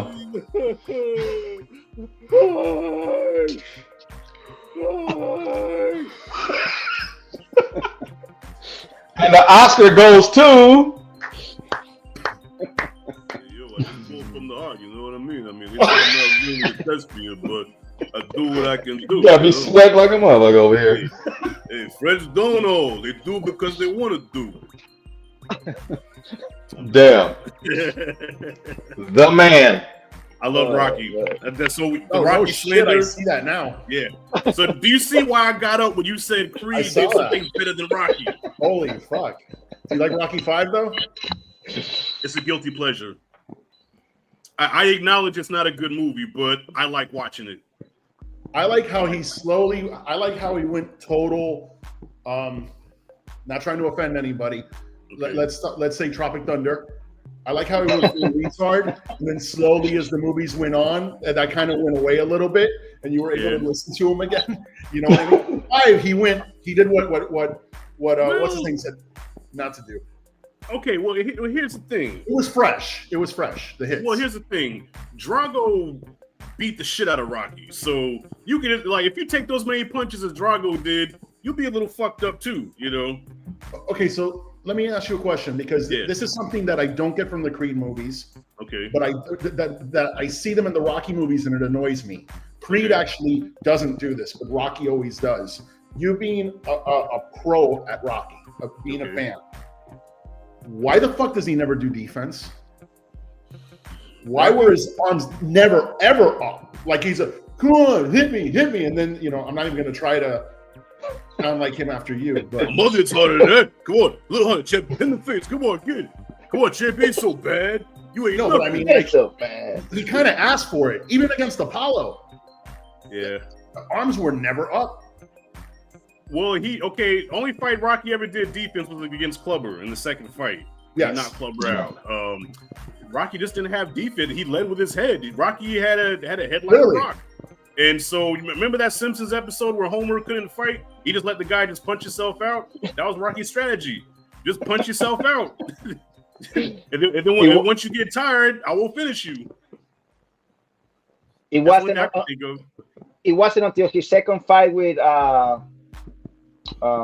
Mr. T. Yeah. Okay, Clubber. Oh, yeah, Clubber. Yeah, the second fight with Clubber. Yeah, that's when he used defense. Yeah. It wasn't until he was trained by Apollo then. Right. Yep, that's right. Yeah, Mickey. That makes sense. Mickey never taught him defense. Mickey just taught him how to switch hands. Because remember when he fought Apollo the second time, he fought him right-handed because Rocky's a southpaw, so he had to switch it up. Dude. Now that you're talking about Mickey, and I also recognize that Rocky Balboa, like the number 5, is the weakest of them all. I still like parts of it. But that scene when Rocky goes back to the gym and he's all like abandoned and closed, and then he sees the ring and he has a memory of Mickey giving him the little Rocky Marciano. Dude, it always gets me, bro. It always gets me. Yeah. That scene. Yeah. Well, you know that was right from Tyson and Customato. Like if you can look it up on YouTube, there's actually an interview that Customato did with Mike Tyson, and Stallone took that almost verbatim, that whole speech where he says, people die, they don't want to live no more. And, with Mike, I have a reason to go on and I'm going to be here and watch him be a success because I'm not going to leave him until that happens. And that's the same thing that Mickey says. So he took that right from Customato and Rocky and Tyson. Yeah. Mm-hmm. Except for the part where he says, "Get up, you son of a bitch." That was all him. because Mickey loves you. Yeah. Yeah. You gotta get this voice here. It's gonna say, "Get up, you son of a bitch." Yeah, but Mickey, it was cool. That was really Hollywood magic. That one scene that you're talking about, where suddenly you see the subway and his face goes up. Yeah, that was. Oh yeah, that was dope. That was cringeworthy, bro. I'm being sarcastic. That looked horrible. But it's like the face up this big face. I ain't gonna lie. When I first watched it, I love that part. Rocky gets up. He's like, Tommy, I didn't. Oh, that part's cool. Yeah, I like that part. I didn't really mind the street fight, actually. The only thing I didn't like about 5 so much was that there was like just no hope. It was sad as fuck the entire time. Yeah, this is fact. Seeing him like that. Like Rocky Balboa to me is one of my favorites out of the whole series. I love that movie. And that movie had a lot of loss. Adrian was gone. You know what I mean? Like there was still some sort of hope. The restaurant, the this and that, like something's happening. You know what I mean? So it's like he still had something to work for. And, he had that stuff in the basement. I love that story. But there was a lot of loss in that story too. But it wasn't like I felt hopeless, dude. Yeah, it was Sly even disowns the movie. Sly said that he hates 5. He can't bear to watch it. Yeah, and I think also too it's hard for him because like his real son was in there, and so his real son died in real life. Oh Sage. Yeah. So it's hard. It's hard for him to talk about Rocky 5. Shit. Yeah. But you didn't know his son passed away? No. Yeah, Sage. Yeah, Sage died. right before I think the second Expendables came out. Yeah. He was he was 30. He was 36 when he died. He had a heart attack. Yeah. Heart attack? They made a couple of movies together. The one where the action movie underneath the subway or something. This son was in that one too, right? Yeah, Daylight. Daylight, yeah. Mm-hmm. Yep. Sad, man. Yeah. I'm glad everybody's enjoying our Sinners conversation. How What? did Rocky even come up? How the fuck do we get on Rocky? Because we were talking about Creed, and then from Creed we went into Rocky. Oh, yeah. I totally forgot. I was talking about how Ryan Coogler does so well Yes. at everything he does, and even Right. taking on, the Rocky franchise the way he did. Yeah, and I love Yeah. Creed. Don't get me wrong. I love Creed. I love all three Creed movies, But when you made that comment about it did better than Rocky, I said, wait a minute now, hold up. Yeah. I like those Creed movies too. The third one a little less because Sylvester Stallone is not in it, and it felt different. To me, it felt different. But It bothered me he wasn't in that movie. I actually didn't see the movie in theaters because I was kind of upset he wasn't in the movie. Right. Yeah. And I don't want to say I boycotted it, but I wasn't interested. Yeah. But then I finally saw it. Good fucking story, man. Yeah. Really good freaking movie. And Michael B. Jordan directed that. Yeah. yeah, He directed that. So That was a really good movie. I mean, you can't. They haven't had a weak one, I guess is what I'm trying to say. No. None of the Creed movies to me are weak. no. I mean, I think 2 is probably the weakest. I mean, all 3 are really good, but I think 2 is probably the weaker one to me, just because 2 had some very bad pacing at times, where between fights, the movie kind of came to a halt. Where I'm like, this doesn't feel like the Rocky formula that I'm used to, I think 2 also had a little bit of that sequel-itis vibe, but it's a sequel for 2 movies. It was a sequel for Creed and for Rocky 4. Rocky 4, right? Yep. I don't want to say it felt recycled in any way, but it felt like they were going back to the well when they didn't have to go back to the well because Creed was so creative in the way what they did. Right. and we have a comment going back to Ryan Coogler and Jordan Peele. He says, "But I think Sinners broke the tiebreaker between Coogler and Peele. Peele is on the clock for his next film, and I think for his next film, he's going back to basics." Man, I hope so. Don't go so out there, man. Like, Get Out was a masterpiece. Us was so weird that when I did my review for it, I didn't know what to say, man. That was one of the few reviews that I did since I had my channel where I was stumped. I'm like, I don't know what to say about this movie. I don't know if I liked it or if I hated it, or I didn't know what to say. And then I just said, fuck it. I think he got a little too creative and tried to be a little too smart about things. I do think Get Up is a fucking masterpiece for sure. Sorry, Q. I didn't love Nope. I didn't hate it, but I couldn't help but be more interested in the story with the monkey more than the actual movie.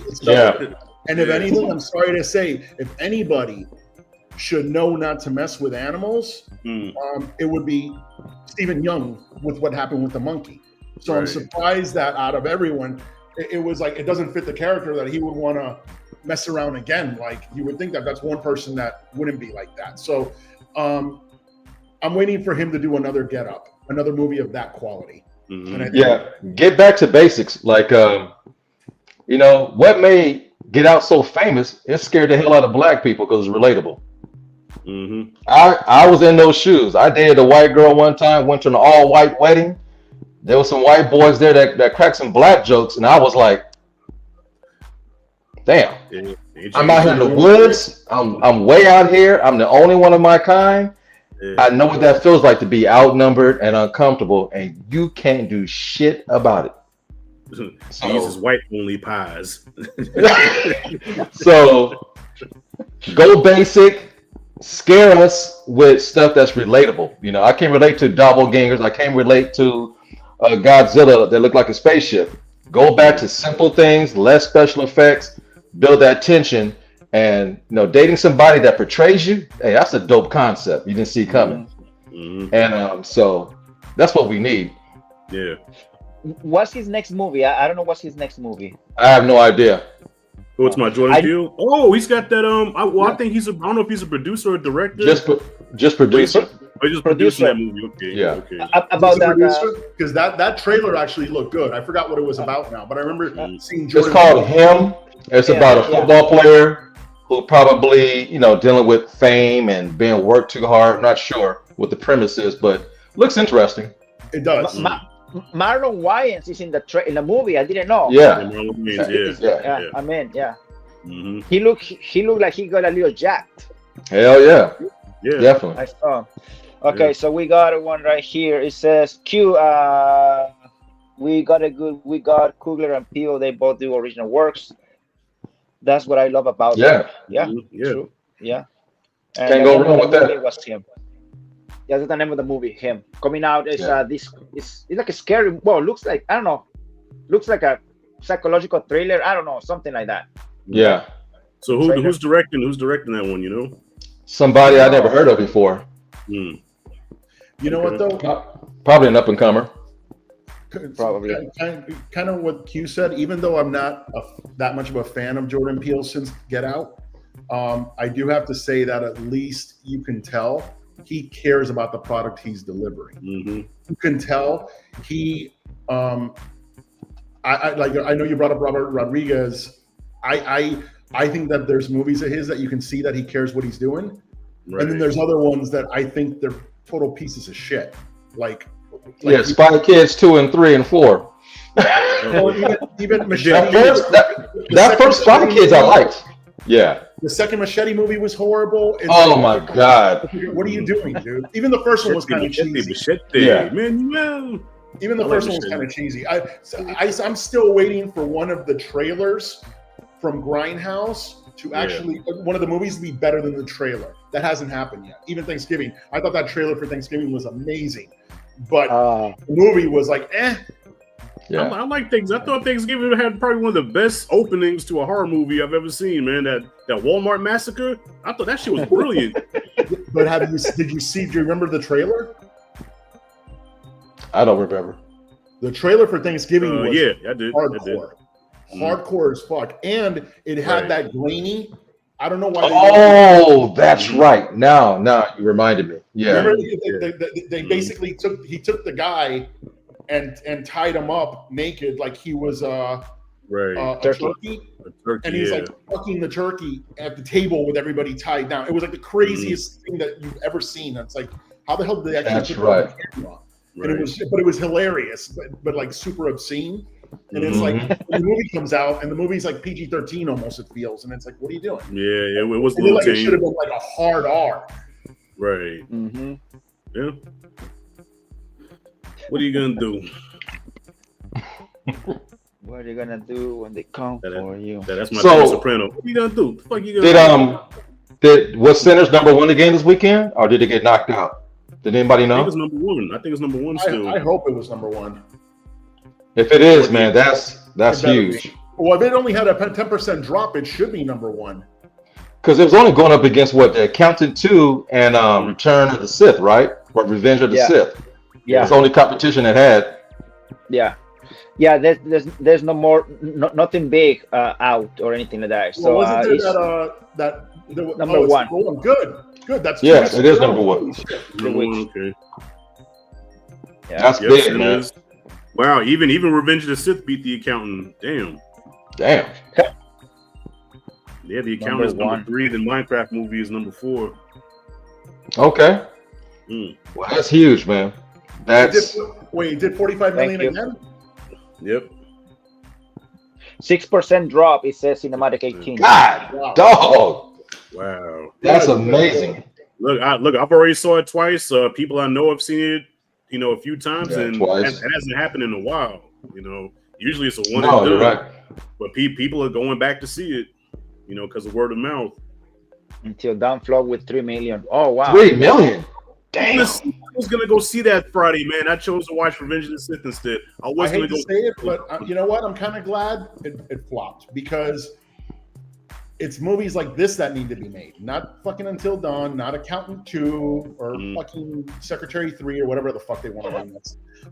They need to do something like this. Well, that's the problem in Hollywood. People of certain skin tone get greenlit anything, And people who look like us, we don't get those chances. That's why we got to show out, show up, and do what we do to prove. Because movies like this, I think was Bad Boys 4. The only show I watched from Grace Randolph is her Sunday show, where she talks about the numbers and the minorities that come out for certain movies. You put a good product out there, we show up to support our own. And there's always blacks and Latinos support these movies. And Hollywood should get some kind of notion. Oh, if we do more movies like this, we'll make more money on a regular basis. And I mean, Ben Affleck, they write him a check blank because he's Ben Affleck. You know what I mean? And movies like that, The Accountant too, should have went straight to damn, streaming or something like that. But hey, because of who you are and how you look, they cater to you. We could definitely got to change the narrative. Hopefully, Ryan Coogler's that one dude that can do it. I want him to direct Blade or whatever movie supposed to come whenever they make it. Man, I'm glad Blade is not being made. Man, I only want Wesley Snipes to be Blade. I'm being biased. I don't want a watered down PG-13 Blade from Disney. I don't want that shit. I'm glad it messed up. Oh yeah, they will have to cast somebody else because even Mahershala Ali, but by the time they make Blade, if they ever do, he's gonna be way older. In his 50s, yeah. I mean, well, Marvel, they're trying to do edgier stuff because if you watch Daredevil Born Again, that show was surprisingly very violent. It was surprisingly very violent, man. Like, you seen bones getting ripped out and people getting decapitated and stuff. I said, damn, Disney doing this shit. So I don't know. They're trying to get edgy. Have any of y'all seen Born Again, Daredevil? I have. Yeah, I have. Right. It's violent. It's very surprisingly violent. Yeah. Dog, there's a scene with somebody, you see somebody get their head, like, he's getting ready to crush their head, and then he takes it and just, like, rips their whole fucking face off. Damn. Yeah. I'm like, Disney, I am shocked. I'm offended. Going off of what Q just dropped in the chat room, Center should do good next week. It should be number 2 behind the Thunderbolts easily, right? Q, is there any big movie coming out next week? Is it Thunderbolts and that's it? Yeah. That's guaranteed to be number 1. Yeah. But I bet you it's going to lose some money because of Sinners. It's going to be number 1 and it's going to fucking suck. Yeah. Yeah. Because the other one is the other one. Listen. Huh? No, I'm saying the other one is going to be PG-13 and Sinners is rated R. Yeah. Well, all the nerds are going to go see that, but all the church folk, all the horror people are going to support Sinners because now there's a big debate because I took my friend last night. She grew up Catholic. I grew up Christian. So we had a great talk about the church life and how sin is looked upon in both religions. This movie is striking a nerve with everybody. When you get church folk involved, they're the biggest crowd of people that support movies. Ask Tyler Perry. When church people start going to the movies, I think Sinners is going to give Marvel a run for the money next week. Marvel's going to win, obviously, but it won't be a landslide like we think. Do you think, though, that some people are just going to see the word Sinners and be like, oh, I want to stay away from it? Some church people? Yeah. There's people who don't like the movie that are being very vocal online. And I'm like, so far it's been all black women that I've seen it. They're church folk and they're talking bad about Sinners. Probably because they see themselves in the movie. There was probably Pearl in real life. I don't know. Nah, I saw one bad review on Sinners because I was looking at saying everybody loves this movie, right? There's got to be a bad review out there, and I found one, right? And he was one of them uppity college educated brothers, right? I'm a screenwriter myself, and I must say that this film, it's not very good. It's not as good as people say it is. Everybody wants to go for clicks and likes, but you have to admit this movie is not very good. It's a weak story. The story is not constructed well. I mean, I'm sorry. I have an education, so I'm sorry, but this movie is just not very good. I'm like, brother. He wants clicks. That's what the fuck that is. Yeah, man. I said, wait. And the thing about it, he said he was a screenwriter. I said, well, where's your shit? You know what I'm saying? You and Screenwriter, you shitting on this story, but yet his shit number one and yours is sitting there collecting dust. College educated idiot.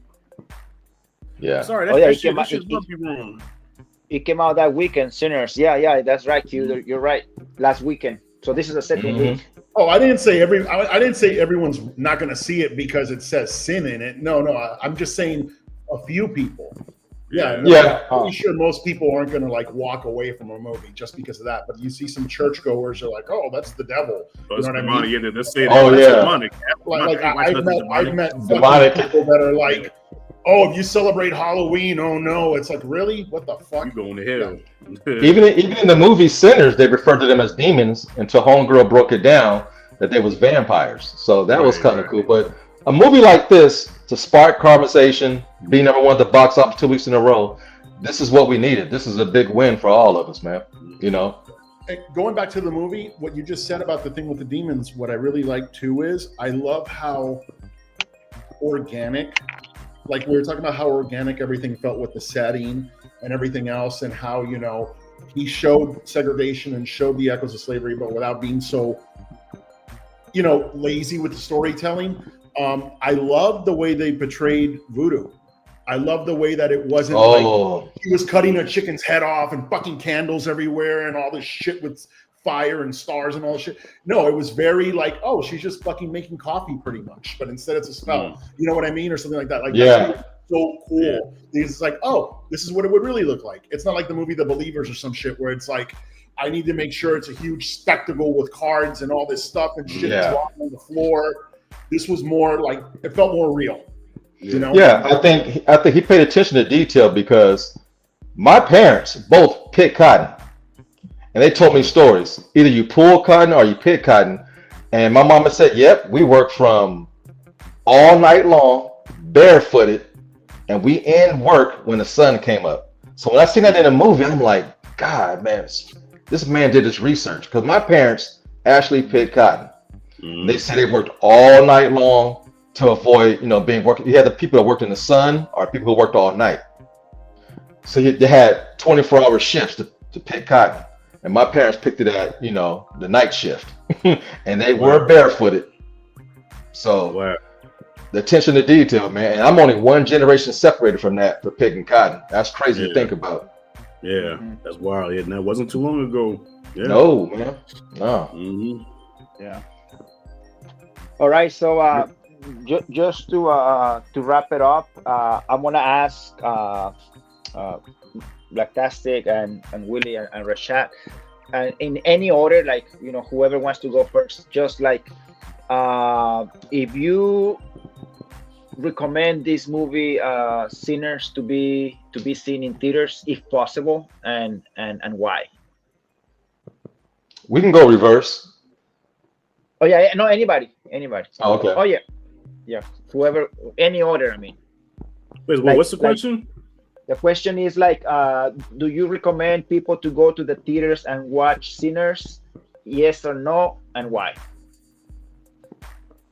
Yeah, we all agree we like. What do you think I'm gonna say? No. You think I'm gonna say nah? Don't see it, man. Wait till it's come on streaming. Come on, man. Yeah, go to see it, man. Watch it in bootleg, baby. Bootleg, yeah. You've seen it DVD twice. Man, right? Yeah, hit up the DVD man. I'm biased. Well, there's a part of me as a fan. It's a great. This whole year, I haven't had too many good theater experiences. So this was a great experience for me to go to the movies. The only problem I had last night, I went with Dana, my homegirl, and the people next to us, to our left, were a white couple. And the dude kept getting on his phone with a bright light. And I kept looking at him. I'm like, now, if this was a movie by, you know, what's his name that everybody loves? Oppenheimer, what's his name? Oh, Nolan? Yeah, Chris Nolan. If this is a Nolan film, I don't think he would have been on his phone, you know? Hey, dude, respect the black folks, man. You know, I'm gonna slap his ass last night. I like, dude. Jesus, don't slap nobody. Please don't slap nobody, man. No, man, but, you know. I'm glad that Oakland didn't come out of you, man. Hey. That was the only bad experience. But come on, man. Ryan Coogler, big crowd. This dude, I mean, he had this thing on bright. And you can tell his girl knows I was getting irritated. I said, man, what the hell are you doing? You know, if this is like I said, you know, one of them white directors, they have their phone off in their pocket, be like, show the same respect. But yeah, definitely see this in theaters. And if somebody's being disrespectful, check them. Tired of that shit. Oh yeah. That's why I like to go with I go with old people time. So I go with there's nobody in there because I don't know if I told you my experience when me and my daughter went. What movie was that we saw? I think it was what's the movie with SZA and Keke Palmer? Oh, one of those days, or days, yeah. It was one of those movies, but there was this Indian dude sitting next to us, man, and this guy had his butt, like he had his body turned away from us, so his back was facing us, man. And this motherfucker was farting the whole movie. So we're trying to enjoy the film, man. All we smell is garlic and turmeric, and I'm like, brother, you know what I'm saying? Like, he fought, and he had on a mask too. And I'm like, so you're not talking like Native American. You're talking about the other Indian. Yes, Indian. Yeah. Yes. So you're smelling curry. I'm smelling. He's curry. Indian. Okay. He turned his butt to me. You can't make the person gas. Like, what the fuck are you doing, my friend? Thank you. Come again. Yeah, please come again. Okay, Rashad, this is very racist. Okay, I do not appreciate what. Okay, because if we be real, we are people darker than you, my friend. So don't take me on them uppity black people. Okay, I'm more blacker than you. You lucky I don't come and kick your ass. So and he farted. Yo, I ain't bullshit, man. This motherfucker farted the whole movie, and we couldn't move because all the seats were filled. I'm scarred. So now when I go to the cinema, man, it has to be empty. I don't want nobody, bro. I'm tired. I'm done. Well, just to tell you, when I said that my daughter was looking at her TikTok, when the sex scenes were on, we were in an empty theater. We went during old people. That's cool. It was empty. Yeah, we would have pulled a fucking phone out. And as far as Christopher Nolan, I'm sorry, guys, and this is a discussion maybe we can have another time, but I can't watch Christopher Nolan shit in the theater anymore. This guy is so fucking pretentious, and his fucking music, I don't know what happened after fucking, it started a little bit with Dark Knight Rises, but since then, holy shit, with Tenet and all this shit, whoever's doing the sound mixing needs to be shot in the fucking face. Apparently you it's can't him. hear the dialogue. Apparently it's him. It's him. Bro, dude, like if there was ever a movie you had to listen to everything, every word to understand what the fuck was going on, it was Tenet. Wow. And he was drowning out all the dialogue. So, and then now it's to the point that like seeing Oppenheimer, they're blaring music like it's the fucking third act of Endgame. And it's during a fucking dinner party when the guy's saying the fucking coleslaw tastes good. It's like, what the fuck? It's like there's constant blaring fucking music with this guy. I can't with fucking Christopher Nolan anymore, bro. Hey, I'm right there with you. I have yet to see Oppenheimer. I have not seen that yet. Bro, get ready. I haven't finished it. I started. I haven't finished it. Yeah. Get ready for 3 hours of talking with music like if it's the fucking chase scene of the Dark Knight going on during the time. I'm glad we're having this conversation, man, because the internet is full of all they do is suck that dude's knob. I'm like, I admire him because he didn't go to film school. He did it on his own. I think he's a talented director, but as soon as he did Batman, I think all the nerds got attracted to him. And those are now his biggest fans. His last few movies are not that good. I'm sorry. And they're like, oh, he's the greatest. And like I said, you know, if that was Christopher Nolan on the film, the audience would have been on their best behavior and quiet. And as soon as we get one of our movies up there, because he, not to sound mean, but he looked like a Christopher Nolan fan, the dude next to me. Because the way he held his phone up, the glare was coming my way. I'm like, I'm looking. And my girl Dana, she was like trying to be cool.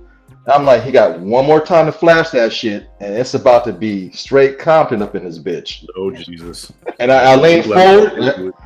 I did the Michael Myers. I leaned forward, and I looked at him, and he was like, dude, thank you.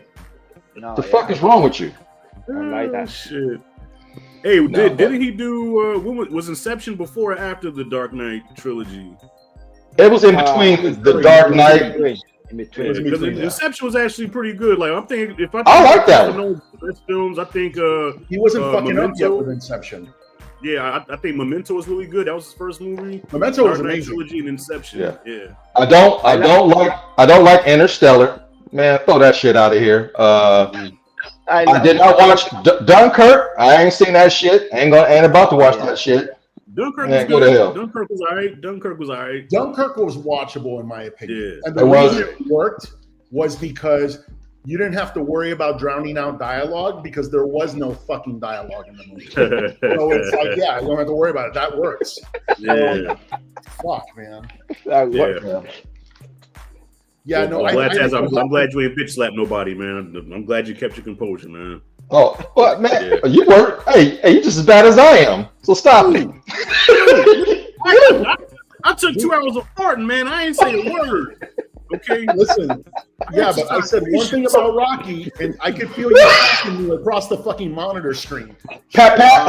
You know what? I did have a moment. I wanted to box your mouth, man. I did want to box your mouth. My whole thing is, you asked a question about our experiences. Even when I seen a good movie, the movie experience is just not what it used to be when I was a kid. People are just too rude. They get on their phones, and even a good movie is spoiled for me because of the environment. I just miss the good old days before cell phones, man. Well, you know what? I'd rather you bring a baby in the theater than be on your damn cell phone.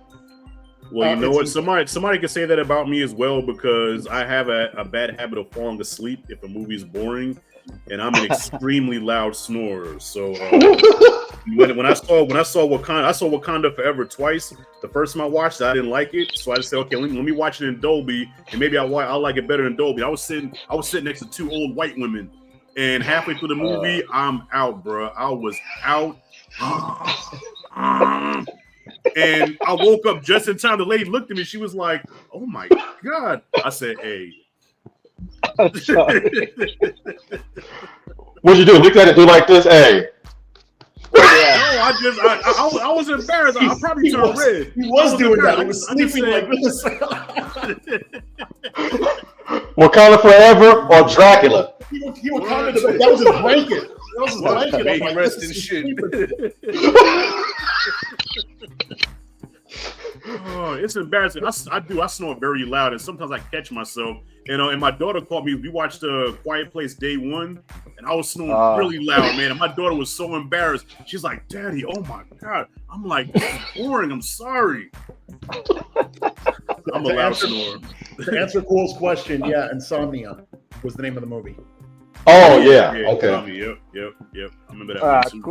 Go to the Fullest has a question. It says, did Christopher Nolan do a movie with Al Pacino and Robin Williams? Yeah. Insomnia. Yeah. 1 hour photo. No. Oh yeah. It wasn't a 1 hour photo. That wasn't Christopher Nolan.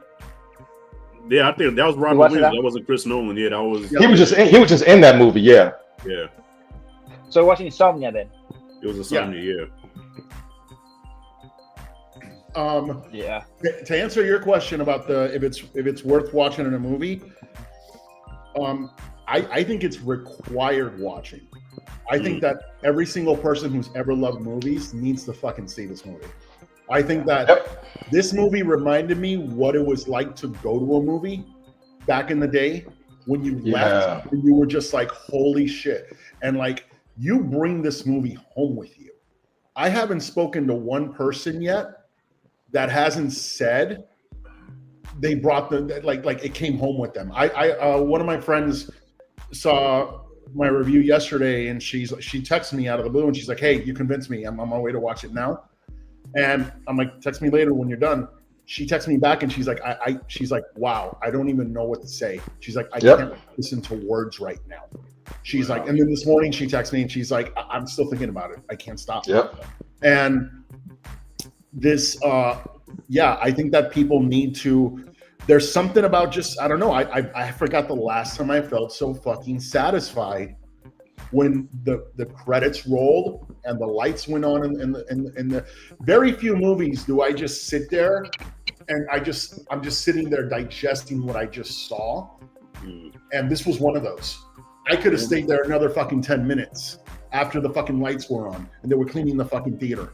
Like And I never felt the runtime either. Facts. not You know, at all. Not at all. I did second time around, it felt shorter than it did the first time. I'm like, wow, that's genius. I still want to go see it a second time. I haven't seen Yo, I remember Rashad was snoring on a live. What the hell's that all about? All right, so here's what happened. See, Q, why The you hell? all right, so what had happened was, all right, I fucked around and fell asleep with my phone next to me, right? And you know how sometimes you sleep and you get in weird positions. So when I woke up, somehow the phone was like under me. So I went on Facebook Live by accident. And so for about 14 minutes, all you see is like my pillow or probably half a titty, and you just hear me snoring for like 14 minutes. And I had no clue that I was even on live until my cousin called me, my cousin China, and she says, nigga, do you know that you on live on Facebook? I said, what? And I looked and I said, oh my God, it's a 14-minute live of me snoring. See, nice. you ain't shit, man, for bringing that up, man. That's your problem. Y'all laugh at the wrong shit. Yeah, you know what? You got to be grateful. At least you didn't fart in. Oh, that'd have been embarrassing. All right, or you could have been Shannon Sharp. Hey, Michelle. Yeah, hey, Michelle.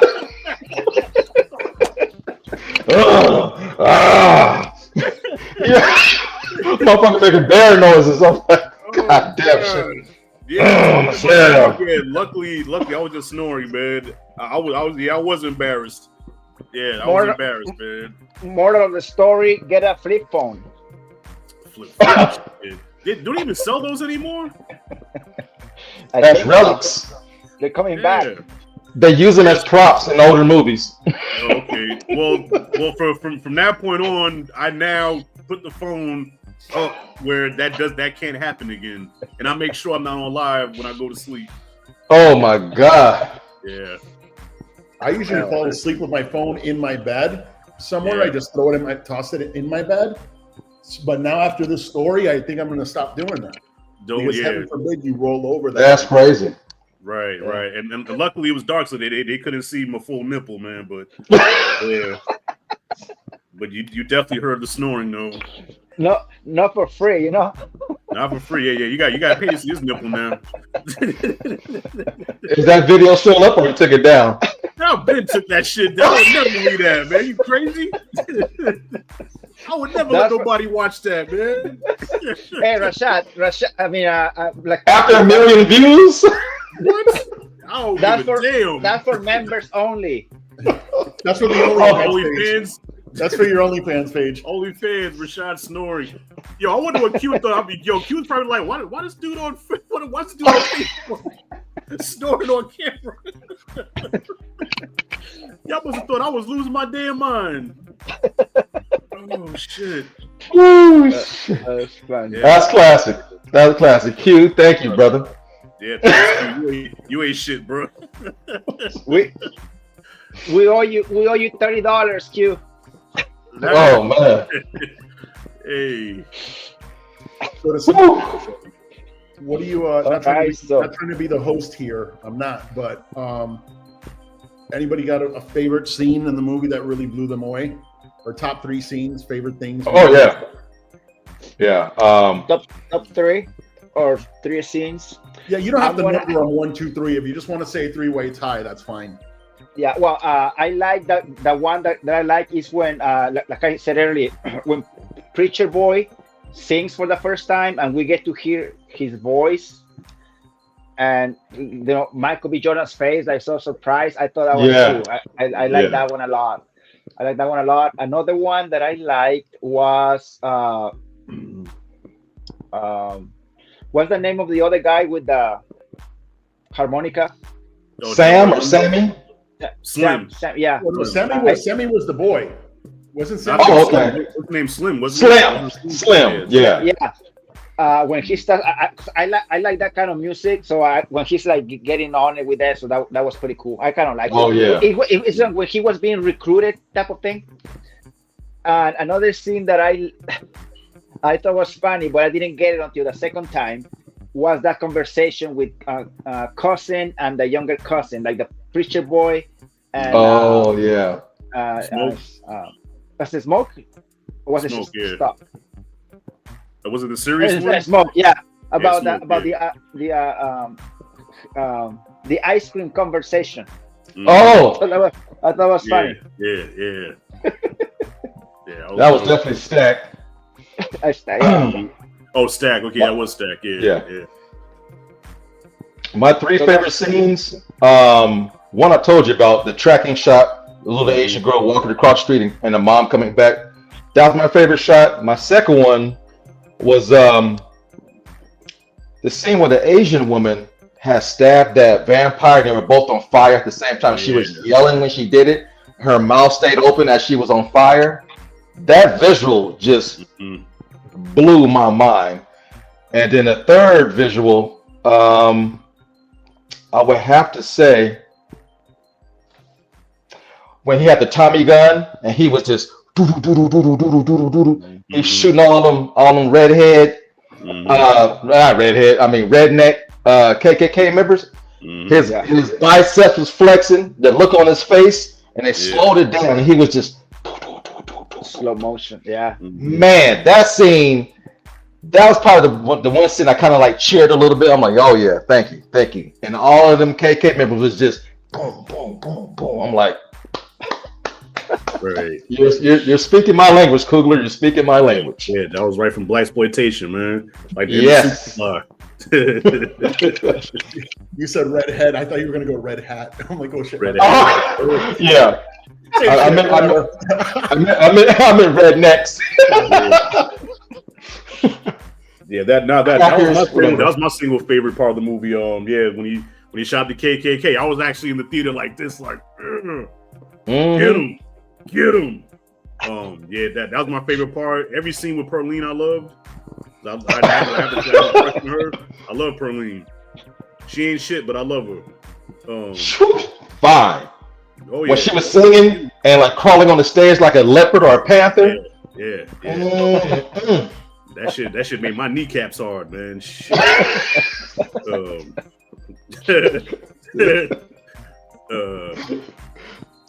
Yeah, every scene with Smoke and Stacker together, I just love seeing them just interact. I can't pinpoint exactly which scene, but whenever those two were together on screen, I loved it.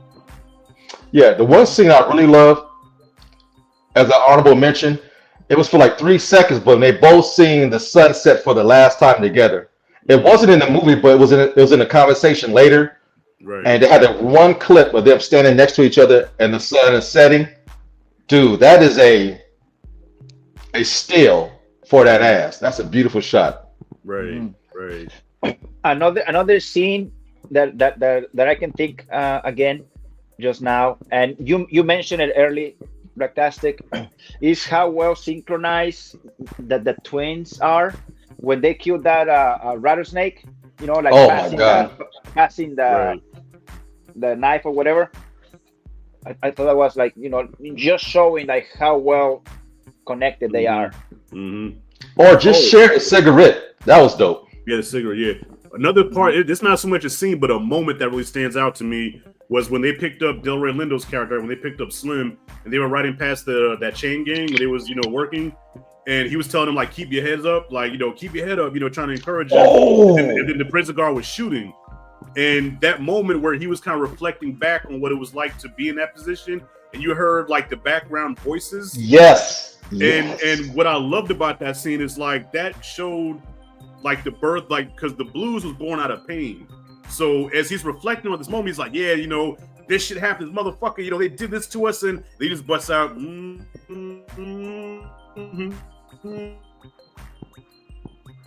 That's the blues, you know. When powerful. He was going through trauma with work. Yep. So that moment always stood out to me. I love the fact you brought the background voices because he talked about his buddy getting lynched because he pulled out too much money at the train station to pay for the $2 train ride. And the KKK seen the money, so they lynched him, made up a story that he killed somebody. As he's telling the story, you hear him being lynched in the background. Right. That was powerful, man. You heard him screaming for his life. Then they said, yeah. Then they cut off his manhood. I mean, that was without any visuals, just a man talking, and that was, man, that left me speechless. Yeah. It's crazy too. It's they're both effective, but it's so different, the storytelling, where I know it would have been hard doing it this way because it was set in a different time, but how blunt the Django Unchained is with its storytelling of this, but then you see this, and again, it's like, it's just the echoing of it. It's there, you feel it, you see it, you see the pain in their eyes when they're even the ones that aren't in the chain gang, even the ones that are just for a job picking cotton, and it's like, fuck, they're tired, they're exhausted, they've been doing some shit. It's fucking powerful. I forgot about that whole part of and they cut off his manhood. That part I forgot. Holy shit! But I remember hearing that in the theater. I was like, fuck. I'm glad you brought up Django Unchained because I love that movie. Yeah. The difference between a white guy telling a story about racism or slavery, the difference between a black guy telling it, he does it with more care. The N word was used way too many times in Django Unchained compared to this movie. It's subtleties like that. You don't have to be overt to show racism and slavery. Just the shot of the cotton fields, them driving on that road was enough for me. Right. Nobody was getting beat by their master. No one's been called out in their name 135,000 times in one movie. That's the subtle differences between Quentin, a white guy's perspective on slavery, whether as not Michael B. Jordan, but Coogler, his perspective on slavery. More visuals, less dialogue, and to me, that stays with you more rather than hearing certain words over and over and over. Well, because no matter what, I mean, you got numb to it at one point. You know what I mean? Thank you. You get fucking numb to it. Where this with Coogler, that's the thing about like something haunting you, is that you don't see it, but you feel it there. It's not in your face. Obviously, when fucking the rednecks show up at, towards that end part, I don't want to go into too much detail in case someone hasn't seen this, but that's when you start hearing the N bombs, and but look who's fucking saying it. It's the fucking makes sense. Right. It's and they're in full clan mode when they show up. You know what I mean? But it's the subtleties that stay with you, man. They're so. Again, dude. Every inch of this project, of this film, his heart was so into this shit, and you could see that with every frame. Yeah, man, this is the way movies should be made. I'm here listening to you guys, and I'm having a hard time thinking of 3 favorite parts. I could tell you, obviously, the long scene of History of Music was a highlight.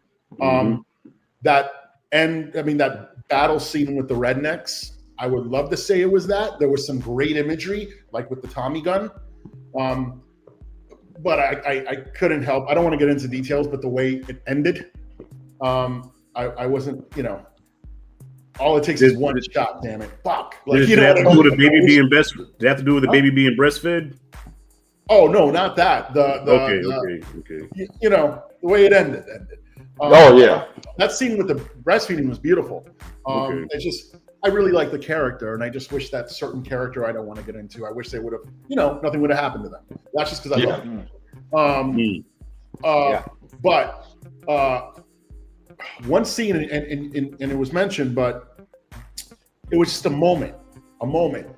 But I was just like this music is so inside of me right now. It was it was inside the juke joint, and there was that one moment where they all jump up and come down, and they're like stomping. On stage, going like that. Holy fuck, dude! When she was on the floor and just pounding, and they're stomping, and I'm just like, when I tell you the amount of fucking my goosebumps actually hurt a little bit over how high up they were. And my daughter's looking at me, and she's just like. And I'm looking at him like, yep. And it's like, holy shit. I couldn't with that. That was all my favorite. In the Irish part too. It was because it was so seeing somebody who's, you know, evil, bloody, and they're just dancing with a big smile on their face. And that shit was creepy. That was actually creepy. That was a creepy ass scene. He is fuck. And like I have to tell you, like I'm thinking about all my favorite scenes, and they're all music moments. This movie is. I hate musicals. This thing could have been a musical. I would have been fine. And I hate musicals. It's just this thing. The music is such a personality in this film. It's such a thing. The only other part that doesn't involve music that I'll say was one of my favorites was the post-credit scene. Yeah. I thought that was so beautiful. And it was so great that, again, that really shows how much Ryan Coogler wanted to make this original. And it wasn't I had a trap waiting for you guys. I was waiting for you all these years or some stupid shit. You know what I mean? And it just showed the humanity of the movie. I don't know. Another honorable mention, the guy that was cheating in the card game with the hot dice, the loaded dice. Oh, yeah. Remember, he said, take care of him. They was all kicking his ass, right? At the same time on stage, everybody's stomping their feet. So when they're stomping their feet on stage, he's getting kicked by all the guys in the room, in the card room, simultaneously. And it was on beat. It was on beat.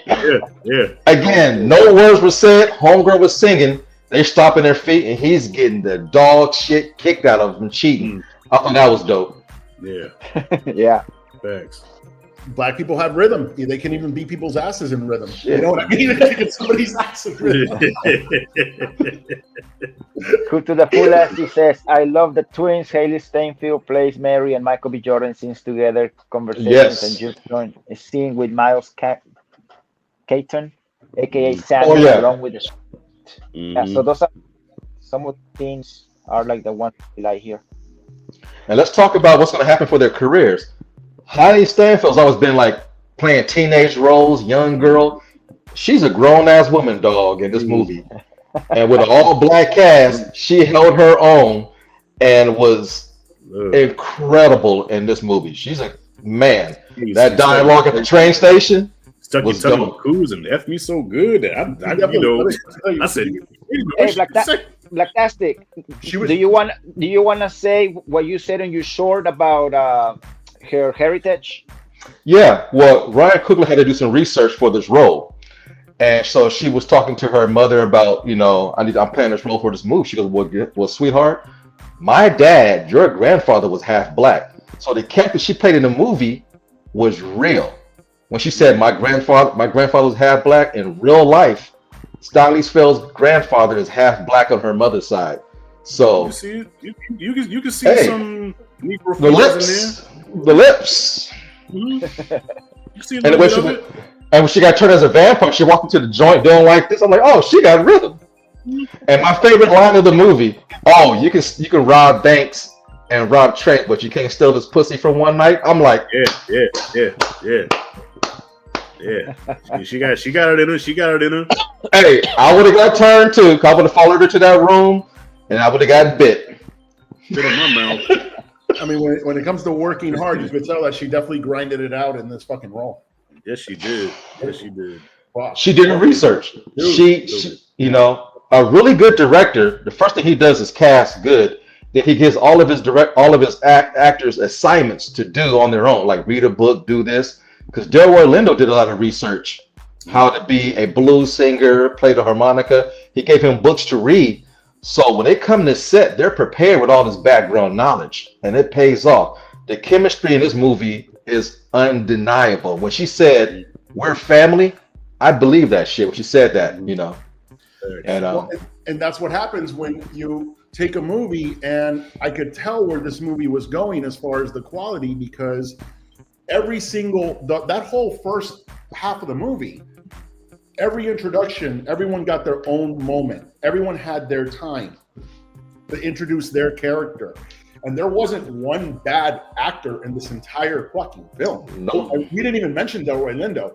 Every single one of these actors totally disappeared into their roles. Right. Like they were playing those characters. Mm-hmm. I didn't see Michael B. Jordan in this fucking movie, to be honest. You saw Smokey, saw Stack.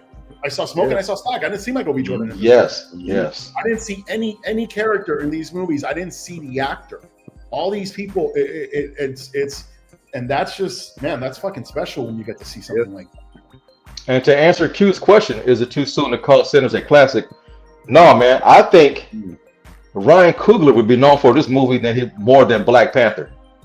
I think this surpassed Black Panther because now his name comes first and then the title. Before it was Black Panther, blah blah blah, Marvel.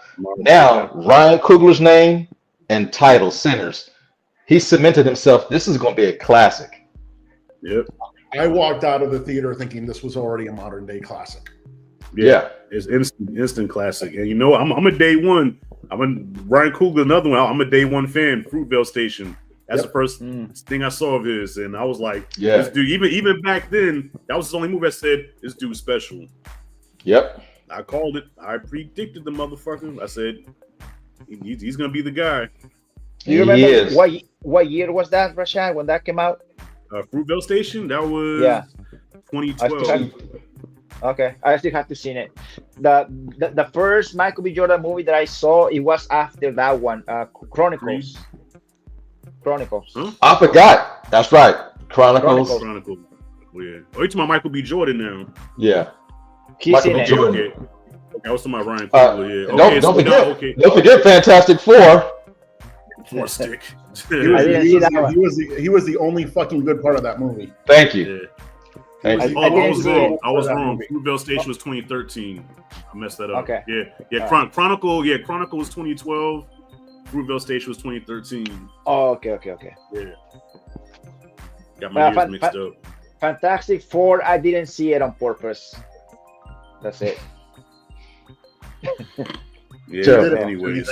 Yeah. I think they actually might get this one right. We're going to see. I think they actually might get this one right because you know what? I think the problem is that, and it's with all these fucking comic book movies, after The Dark Knight, everyone wanted to go dark. Everything needed to be heavy. And it's like, with some of these older comic books, I mean, look at fucking Thor. They finally got Thor right. With Ragnarok, giving him a sense of humor, laughing at yourself. You know what I mean? They finally got Thor right in 3 tries. And guess what? It's everything doesn't have to be so fucking dark. There's only one Batman. Everyone doesn't have to be fucking Batman. Look at the Snyderverse. Listen, I love Zack Snyder's Justice League. I watched all 4 hours of that with a big smile on my face. Yeah. But Snyderverse had a lot of misses. And it's like, even Aquaman was dark. Aquaman's the gayest looking fucking superhero I've ever seen in my life. And Aquaman wasn't dark. Dude, he would look like Lobo in the water. Now he's gonna be Lobo finally. Thank God. Yeah. You talking about the actual Aquaman movie or his character in Justice League? Real Aquaman is riding a seahorse, wearing orange and green, flying in the fucking air with it. You know what And I'm doing this. Yeah, exactly. This Aquaman looks like he came out of a biker bar, bro. This Aquaman came out of a biker bar. It's like, and I don't mind him. I hate that Black Manta got 10 minutes in the first movie. That's stupid. Yeah. But Black Manta was always one of my favorite DC villains. But it's like seeing Fantastic Four now it's like some of these heroes were written so long ago and in different time. That's why they keep fucking up Fantastic Four. It's don't make them dark. Like Fantastic Four, make them cheesy looking as fuck. Yeah, they're comical. Yeah. They look like they came out of in the trailers. It looks like something that came out of Epcot when you look at them now. It's like maybe that's the way it's supposed to be. You know what I mean? Right. Make them funny, goofy, a lot of color. I think that they're gonna. I think I'm so excited to see what James Gunn is doing with Superman. We're now Superman, it's a sign of hope and happiness. And you know that character was written in how long ago? Like that character was 1937. Yeah, that's of that time. You're trying to make. Dope. Damn, that is nice. Yeah, that's crazy. Mine doesn't look that cool. I have one, but he doesn't look that cool. Hey, but y'all, I gotta sign up, y'all, because I gotta go to work, man. I started. Yeah. Damn, almost 2.5 hours. Damn, what did the time go? Last time I checked, it was like an hour. Now it's 2.5. Wow. Oh yeah, I gotta go watch some basketball and take a piss. So You got to. You got to. I'm drinking all this juice, so. Yeah. So thank you guys for watching. It went longer than I thought it was gonna go. But it's always good talking to you guys, and also thank you guys in the chat. We had Q reviews. We still have Q reviews now. Cinematic 18. Cool to the fullest, and then we have I'll buy the popcorn earlier today. I don't know if she's still around, but yeah, I appreciate that. And there's gonna be more live streams coming. It's gonna depend on if I'm off or if I'm working. But thank you everybody for watching, and I'm gonna leave Willie's channel downstairs down in the comments. Rashad's also Downstairs. and Fantastics. My channel's already downstairs, bro. You don't have to do that. You're gonna be that shit downstairs. Making live, guys. What? I missed that. What? He said downstairs. I'm He said, I'm gonna leave that shit downstairs. I'm gonna go do a review on fucking Rocky 4 now. I'm gonna do a review on Rocky 5 and on Oh my god. midichlorians. We need Yeah. to do a live stream on midichlorians for like an hour and a half. I'm with it. I'm gonna bring my boy Perez too. Yes, sir. Oh shit. Yes, sir. You don't And want to get Q him reviews. Amazing live. Thank you, Q, and hopefully you'll be able to make it next time. I know it's tricky with times and jobs and stuff like that. Cool to the fullest. This is a super fly dope to listen to. Cool to the fullest. Thank you for always being on the live chat, bro. I appreciate it, brother. Yeah, definitely. All right, guys. So thank you so much for watching, and we'll be seeing you soon. And God willing, this coming Thursday, Thunderbolts. Hopefully, it's good. We're gonna have to wait and see. All right. So Peace. we have a few more days to wait for it. All right, guys. Thank you so much. Have a good one. Later. I guess.